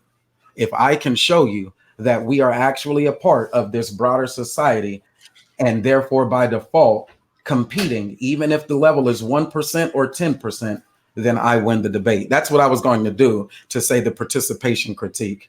What do you think about that strategy for debate? The we part for me gets, like, earlier when you were saying like the Black Caucus and different institutions that were supposed to be, you know, representing the black community on a scale politically, they're not there. And so the we factor really doesn't have an effect. And so it's really just like I was saying, individuals who are recruited to work for somebody else's mission. So yes, we have black people in MIT who are helping make MIT's science department stronger. You know, they're helping to make Columbia's department stronger. They're helping to make Hollywood stronger. You know, Tyler Perry, an example of competing. Like, Tyler Perry has opened the door for, like, he is to me the only, like him, Ice Cube, you know, in the entertainment industry where we competing. You know, however, when we get to the deep aspects of entertainment, we lose the fight. Are we using black-owned cameras? Are we using Black-owned seats in our theaters? Are we using Black film? Are we using Black media cards? Are we producing or are we refining the materials that's needed to make the batteries in our cameras? Right. You know, once we go to that level of it, we're not competing, and that's the second layer. And I find, you know, that's why I'm pushing science. So I'm like, we're stuck at the first layer, even in music, right? In music, we're stuck at the first layer. We produce so much music, but the only instrument that we come to be able to be known for is headphones. Beats by Dre. That's it. There's no pianos. We still using this German dude's pianos. We're still using Yamahas. We're still using Moti, all these different stuff. And that is, you know, that's the other side of it. Where like, that's the are we using our own drills? Are we using our own screwdrivers? Yes, we're building houses, but you're using Phillips screws, Phillips head. That's a white dude. You know, like, so how, you know, when we think about how deep it goes, we need to be able to express this thing so that way we can actually get to the root of what it's going to take, like, to get there. You know, when I was young, my pops, when I was like 19, I started getting into my Black Power wave. My pops hit me with the "what you gonna do without the white man?" And I got mad upset. And he was like, "When you can answer that question, then you really understand Black Power." And it took me a long time to get that answer. And then it was like, oh no, I understand what you mean. We don't want to use your toilets. We don't want to use you. Even if we made the shit, we gonna change it just because we can change it, just because we want to change it, because we don't want nothing that looks like y'all shit. And we want to be our own, and we need to represent individually. So that way, when we're saying we're competing and people say we, there is a we, you know. And I think the only place we really saw that at a long time ago wasn't like Black media. When you, like you said, like when we was doing the Black exploitation film, that was a we movement. That got exploited. You know, funny pun, no pun, but that got exploited so fast. White people just started plucking out who they wanted, giving them these budgets, and that was the end of that situation. You know, and after that, this, you know, we don't even, sports doesn't even make sense. Like, it's beyond sad. The billions of dollars that Black people have made in sports, and it took a rapper to finally create some form of professional league that's recognized on national grounds. Like Ice Cube broke that ceiling, and who knows, if not for him, how long it would have been before somebody would have been like, yo, we need to do our own shit, and we can do it big, and we're gonna find a way to do it and make money. That's right. You know, so it's like, I think it's two-sided. I don't think it's fair to say Black people aren't competing without understanding why we're not, and I don't think it's fair to say we are competing without, you know, delving into the deeper aspects of what is creating what we're competing with. Yes, we compete in entertainment, but we don't make nothing we use to do entertainment. Yes, we compete in sports, but we don't make basketballs, we don't make sneakers, we don't make the sports attire, we don't make gymnasiums. You know what I mean? Like, so, you know, the conversation is needed for us to be able to really see what it is. You know, like when I show the students just a basic circuit, and I'm like, we revolutionized the world with this right here. We made blow dryers, vacuum cleaners, toaster ovens, hot heat ovens, blenders, like all of these things we made. That's what made America great. All of these different products that we was making, like George Macon was saying. And we kind of, because of the systematic integration and the influence of their we versus knowing that there is no their we, it's us and against you, and we're just going to get along in this country. But we cool with saying it's us and y'all. And today now it's almost racist. People like, I find people like, oh no, you can't be again. There's we. The minute you say it's a we, now it's an issue. Like, it's us. They want the monopoly on we when they say white, which is a hybrid of all of those other, whatever you call them, civilizations, cultures, you know, French, English, Dutch, Scottish, German, Italian, all of them can fall under a general consensus of whiteness. And that is the great we that they want monopoly on. But Black folks, if you say Black, now you're not a part of a we. Now you have to relegate it to the individuals and their individual competition. And that shit is annoying. That's why I keep my conversation short with certain, because I you know, if you know somebody's intellectual capacity only at a certain space, Yeah. or, you know, to a certain level, it's really on you to, you know, to have that conversation with them. And if you choose to, it's really on you, you know, the time that you waste. And for me, time is of essence. And the amount of things that I know that I cannot do and compete against other ethnic groups in, that is alarming to me. You know that there's thousands of people in these other ethnic groups that are doing the things that we're not even taking serious. It's like, nah, like the amount of time we spend on Black YouTube arguing about relationships, like we could be real scholars, like just sitting there. If we just spent that much time studying an anatomy, studying the physiology of different bugs, you know, or studying physics, studying these things, you know, and it's either you do and you care, or you don't and you reap the rewards of those who are lazy. And that's what I teach my students, you know, look at lazy people as an example of what motivates you, as an example, and also those who are those who, like you said, love the intellectual masturbation, you know, leave them there and just, you know, watch their reward of that after years. And for me, I've been around for, not on YouTube, but I've been around in the Black community for a while, and I've seen the intellectual masturbations. I've seen people who were really gun-ho about getting involved in the system and doing this stuff 20 years ago. And I look at it now and I'm like, they ain't got shit to piss on.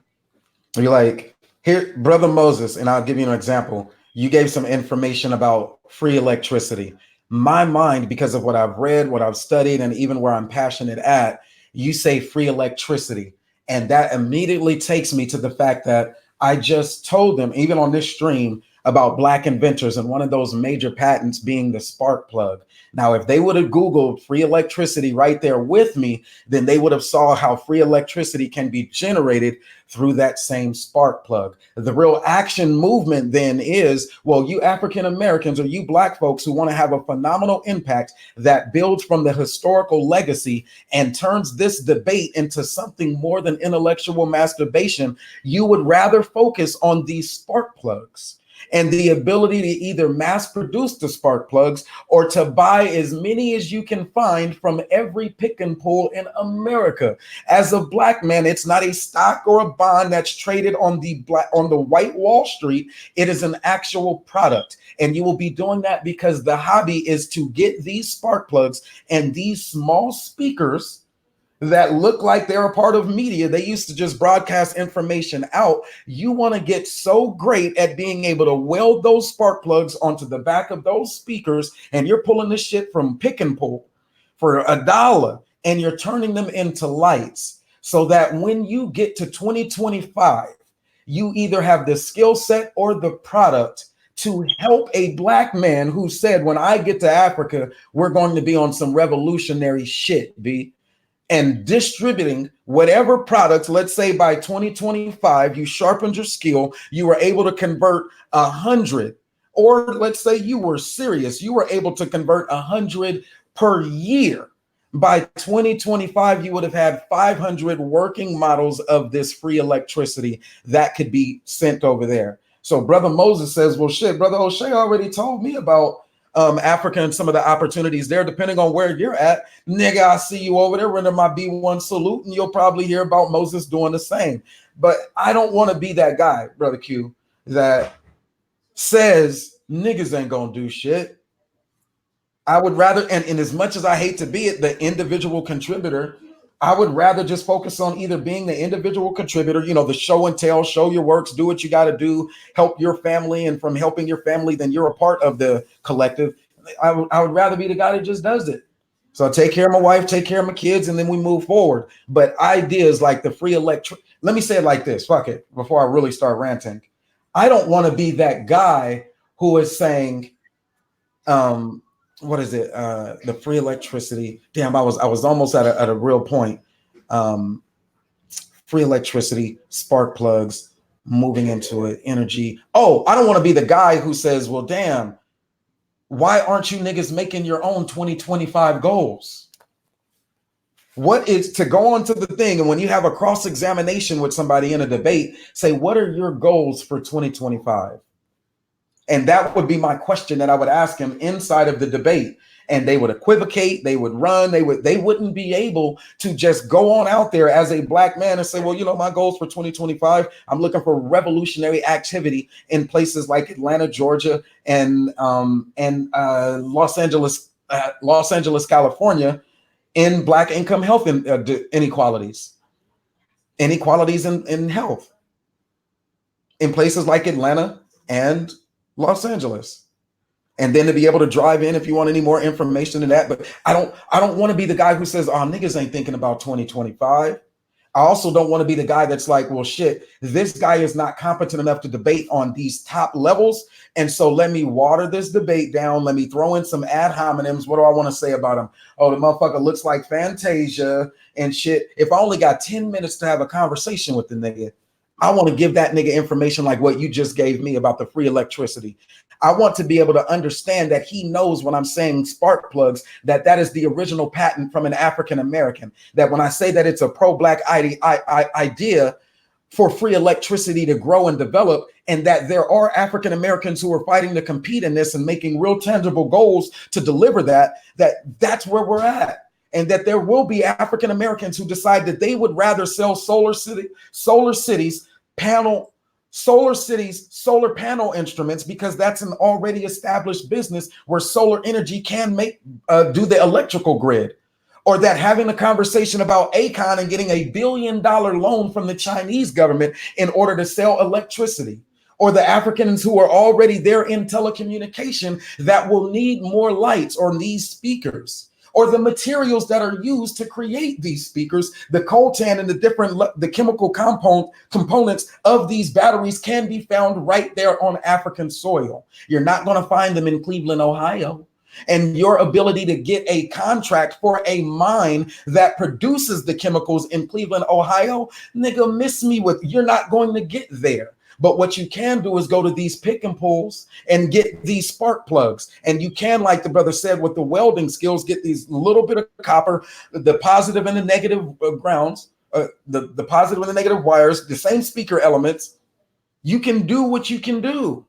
Now, as a competition, or do black society compete? I think that it is a reflection of that society when you do have those individuals who are doing that, making it work. That's what I believe. The individuals who are a part of that black society are a part of that black society. What they do is still going to be a reflection of that broader society, and therefore their contributions to the whole, even if their contributions are expanded to other, universal principles, other civilizations and shit, their contributions are still African-American contributions. So what I do because I'm black, and I say so. I'm self-proclaimed, as well as check the box. Do you identify as black or whatever it is? And just because a nigga does not self-proclaim that they are black doesn't miss that second one, that our society that we operate in, it does have categorical assignments of identity. And these niggas is black, even if they're by themselves. The Prophet of Thought series is finally joined, man. I almost put your name in the title. I had a name drop the guy who would be creating that 2020 platform, that space for black debate, using that teapot Oxford style approach to debate, organized by first having those polls, seeing which individuals should debate, seeing which topics are important to be debated, and then hosted in a neutral space, which is his platform. The show will be 9:30, inshallah, God says the same, God willing, 9:30 show, 9:30 p.m. Eastern time. First debate that they have selected there would be one between myself, Brother Moses of the B1 Network, and Mr. Fantastic 824. The topic is broad: is black society competing? Now, we know there are other spaces where a debate is happening. The conscious community, for one, and Sinetta TV has great, phenomenal debates. I don't know how they resonate with you, but from topics that range from religion to black liberation and empowerment, and even historical context. That's a space where you can find me on, even in the chat, dropping my little 1 and 2 liners every once in a while, just because that information is edifying to me. That's one. There's also Solo Vision, I believe, has those debates that they have. Would love to see 2020 grow that debate space, and even get more structured with some team style debates. So myself and people like Bo Rob can actually get down and have a debate against two members of another one of those different channels. But that is me projecting into the future. Today, I'm just sharpening up, getting ready. And for more than that, I was joined by some pretty great folks, man. If you don't know them, be sure to like and subscribe. The Eagle, Cynthia G stopped through. The GOAT, Nyla says stopped through. The Prophet of Thought, who will be hosting it, stopped through. And my guy rocking with me right now, Q Butter. I won't even say subscribe to him. Check out the Zyx Institute. Become a believer by what you see, and then become a believer by what you hear to better understand. This one, for me particular, is impactful because not only do I learn from it, but because it is on a whole different ecosphere of what our education should be delivering here as a subset. But yeah, I rock with it. That's been my time here. Let me see what if there's any more. Oh, Great Black Shark, thanks for rocking with me. Mr. Rain S, thanks for rocking with me. What you got? This upcoming debate will be a good one. Fantastic. It better be geared up. And I think Fantastic does well in these spaces. Again, he can do well in these spaces because of his ability to attract an audience. And if the who won this debate put a 1 for Mr. Fantastic, put a 2 for Brother Moses, if that is how the debate is judged, I only get about 1 to maybe I get 10, maybe I'll get about 15 people that rock with me consistently like that. The B1 network would probably come and bring in some more folks who would probably attend. Nyla says and Taz exclusives, but it's a numbers game with that type of judging of the debate. Under different debate styles of judging a debate, who actually won. Sometimes there's assigned judges on some of the other platforms, and then on others there's like a standard layman judge who are there. There's a panel judging model, and then there's the judging based on points. Those are the points that were made. These are the other points. So whenever you're on a platform, it's good to understand what is the format of the debate. Format meaning how is it structured? How much time do I have? How do we determine who a winner is? So understanding debate format or where they align there, and then also understanding your opponent. I thank everybody who came and rocked with us. Dropped your comments in the chat. Help me sharpen iron and get ready for it. As you know, I could be everywhere. So having a 10-minute conversation is already hard enough for me. There's just so much context that has to be included. Like the brother Q just said, it's not even fair if you're trying to have the conversations about areas where we're not competing, unless you can include the institutional, the systemic, the social, and even those personal decisions of why we aren't competing in those areas. There's too much to say to summarize. So that's an area where I still have to refine my talking point in order to win the debate. It will be about the individual and whether or not they can represent the whole. So we have to anticipate that will be a comment. And then what is the other one? Where are the areas where we are actually competing? Have to be able to give them that information and tell them about our economics and our political competitiveness. Now, even if those numbers, the significance argument, even if those numbers, we are less than 1% of the growth, our small Black businesses in America that are owner operated by Black folks, not diverse talent, but Black folks, is less than 1% of the American GDP. They would want to say that is insignificant, or that is a sign that we're not competing. I would disagree. And so I have to be able to sharpen that up. The significance of that 1%. Yes, a good threshold or a benchmark would be 10%. That's a good benchmark.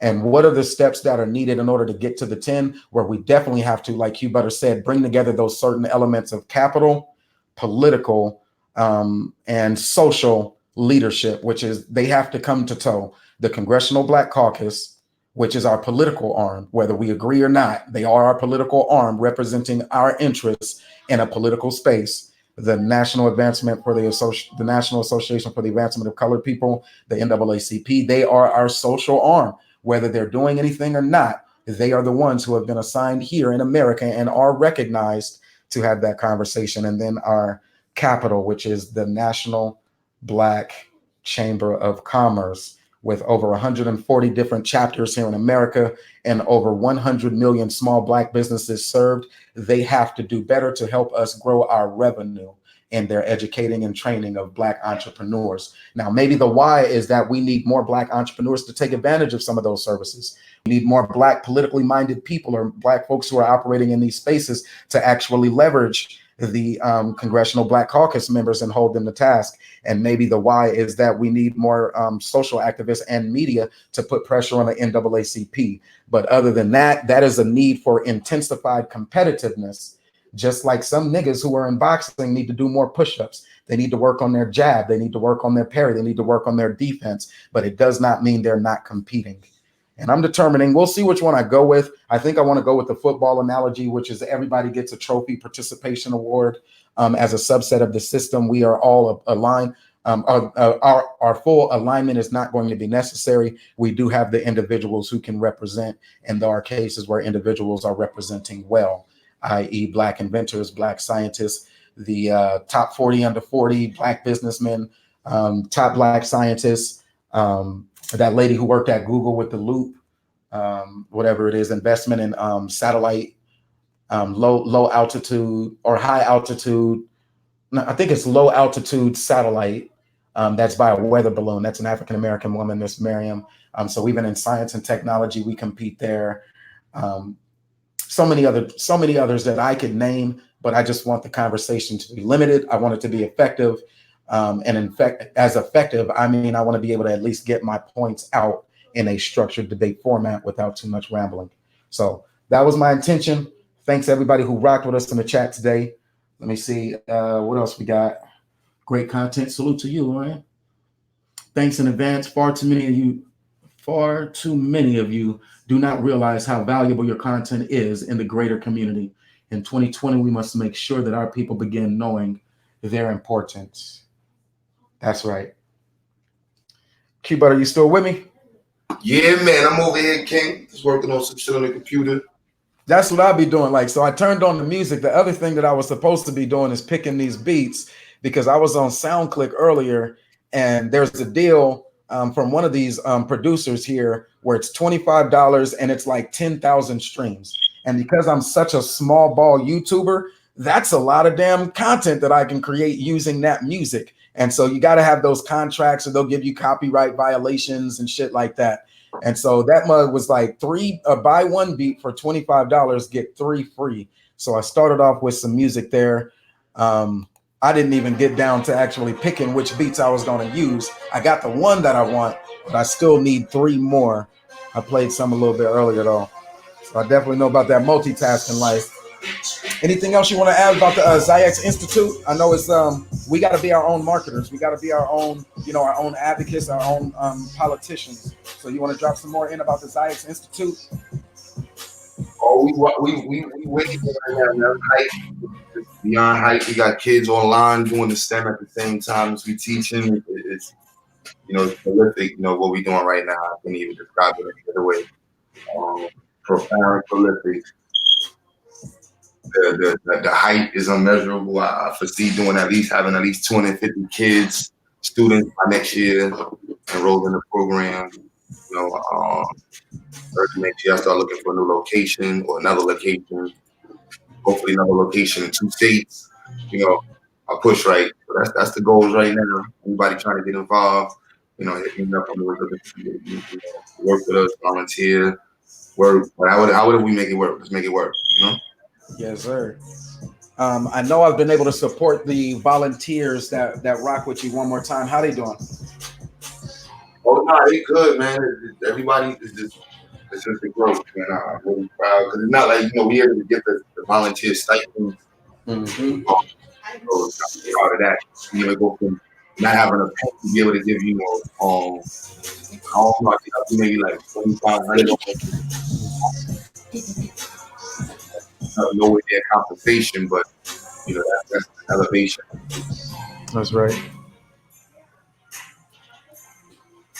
All right. Well, I appreciate that update, man. As you know, I am a stakeholder. I'm heavily invested, and I'm also a student. I would say, whenever those live streams come on, I be listening and learning. Even the formation of a Black business that you demonstrate there, and the pulling together of the volunteers. It's a lot of families that you impact on a national scale.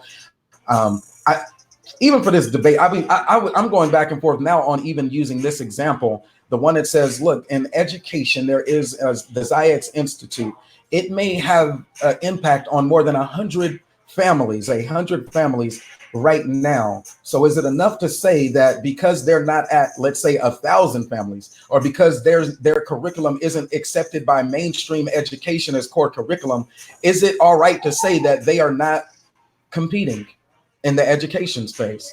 For me, those numbers would be insignificant. They are competing, and right now they are competing up against some heavy odds. It's not about the odds, it is about the fight and those folks who are fighting.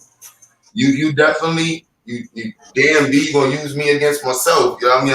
You shut me up on that one. I'm like, yeah, we definitely competing over here. I know you are. But here's what I was gonna do. I was going to try to run that same gambit, but the motherfucker don't do shit. He's a soldier in the Navy and shit. You can't ask him about his investment portfolio. Do you want your investment portfolio to be, competitive? What are some of the things that you do in order to make sure that your investment portfolio is growing? If he's not doing that, then it's like, well, damn, I can't pin him into a corner on he wants to be competitive. I can't pin him in a corner because he already admits that. I think he's one of those Negroes who don't feel themselves to be a part of the Black society. And so any of his personal contributions, he would automatically write off and say, well, I'm not representative of the whole Black society. And it'd be hard to deal with them lost niggas. So I'm just like, look, if you haven't determined what your sense of purpose is and started to execute on that, and your sense of purpose doesn't have anything that aligns with the broader community, your sense of purpose is only restricted to what the other communities are doing, then you and I shouldn't debate anyway, because even the possible outcomes would only lead more of you towards doing more for them and more of me saying I shouldn't even be talking to you, weird ass nigga. That's the way that I get it.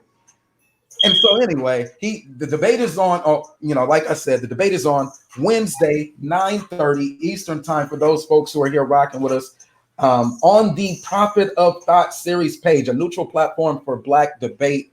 I am Brother Moses of the B1 Network. You all may know, if you're familiar with O'Shea Duke Jackson's Negro Manosphere and the Sunday Rumble.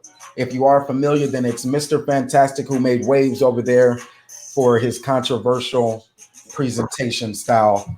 That's where the debate will be. The topic listed there is Black society competing. Trying to get ironed out, because as you know, just like I can say there's Black folks working in that attended a hot dog eating competition. Those Black folks being representative, they were assigned when they signed up as African Americans, represented the whole African American demographic. It was only 3 of them, so 3% of the 100. But because they were there and they actually ate hot dogs, they lost, but they actually ate hot dogs. Black folks are now competing. I don't want it to be that trivial, but that is a way that I could win the debate. But likewise, they could take the same thing and say Black society is not competing in, and then they could name something astronomical. So like deep sea exploration. And they can say there have been no Black deep sea exploration people.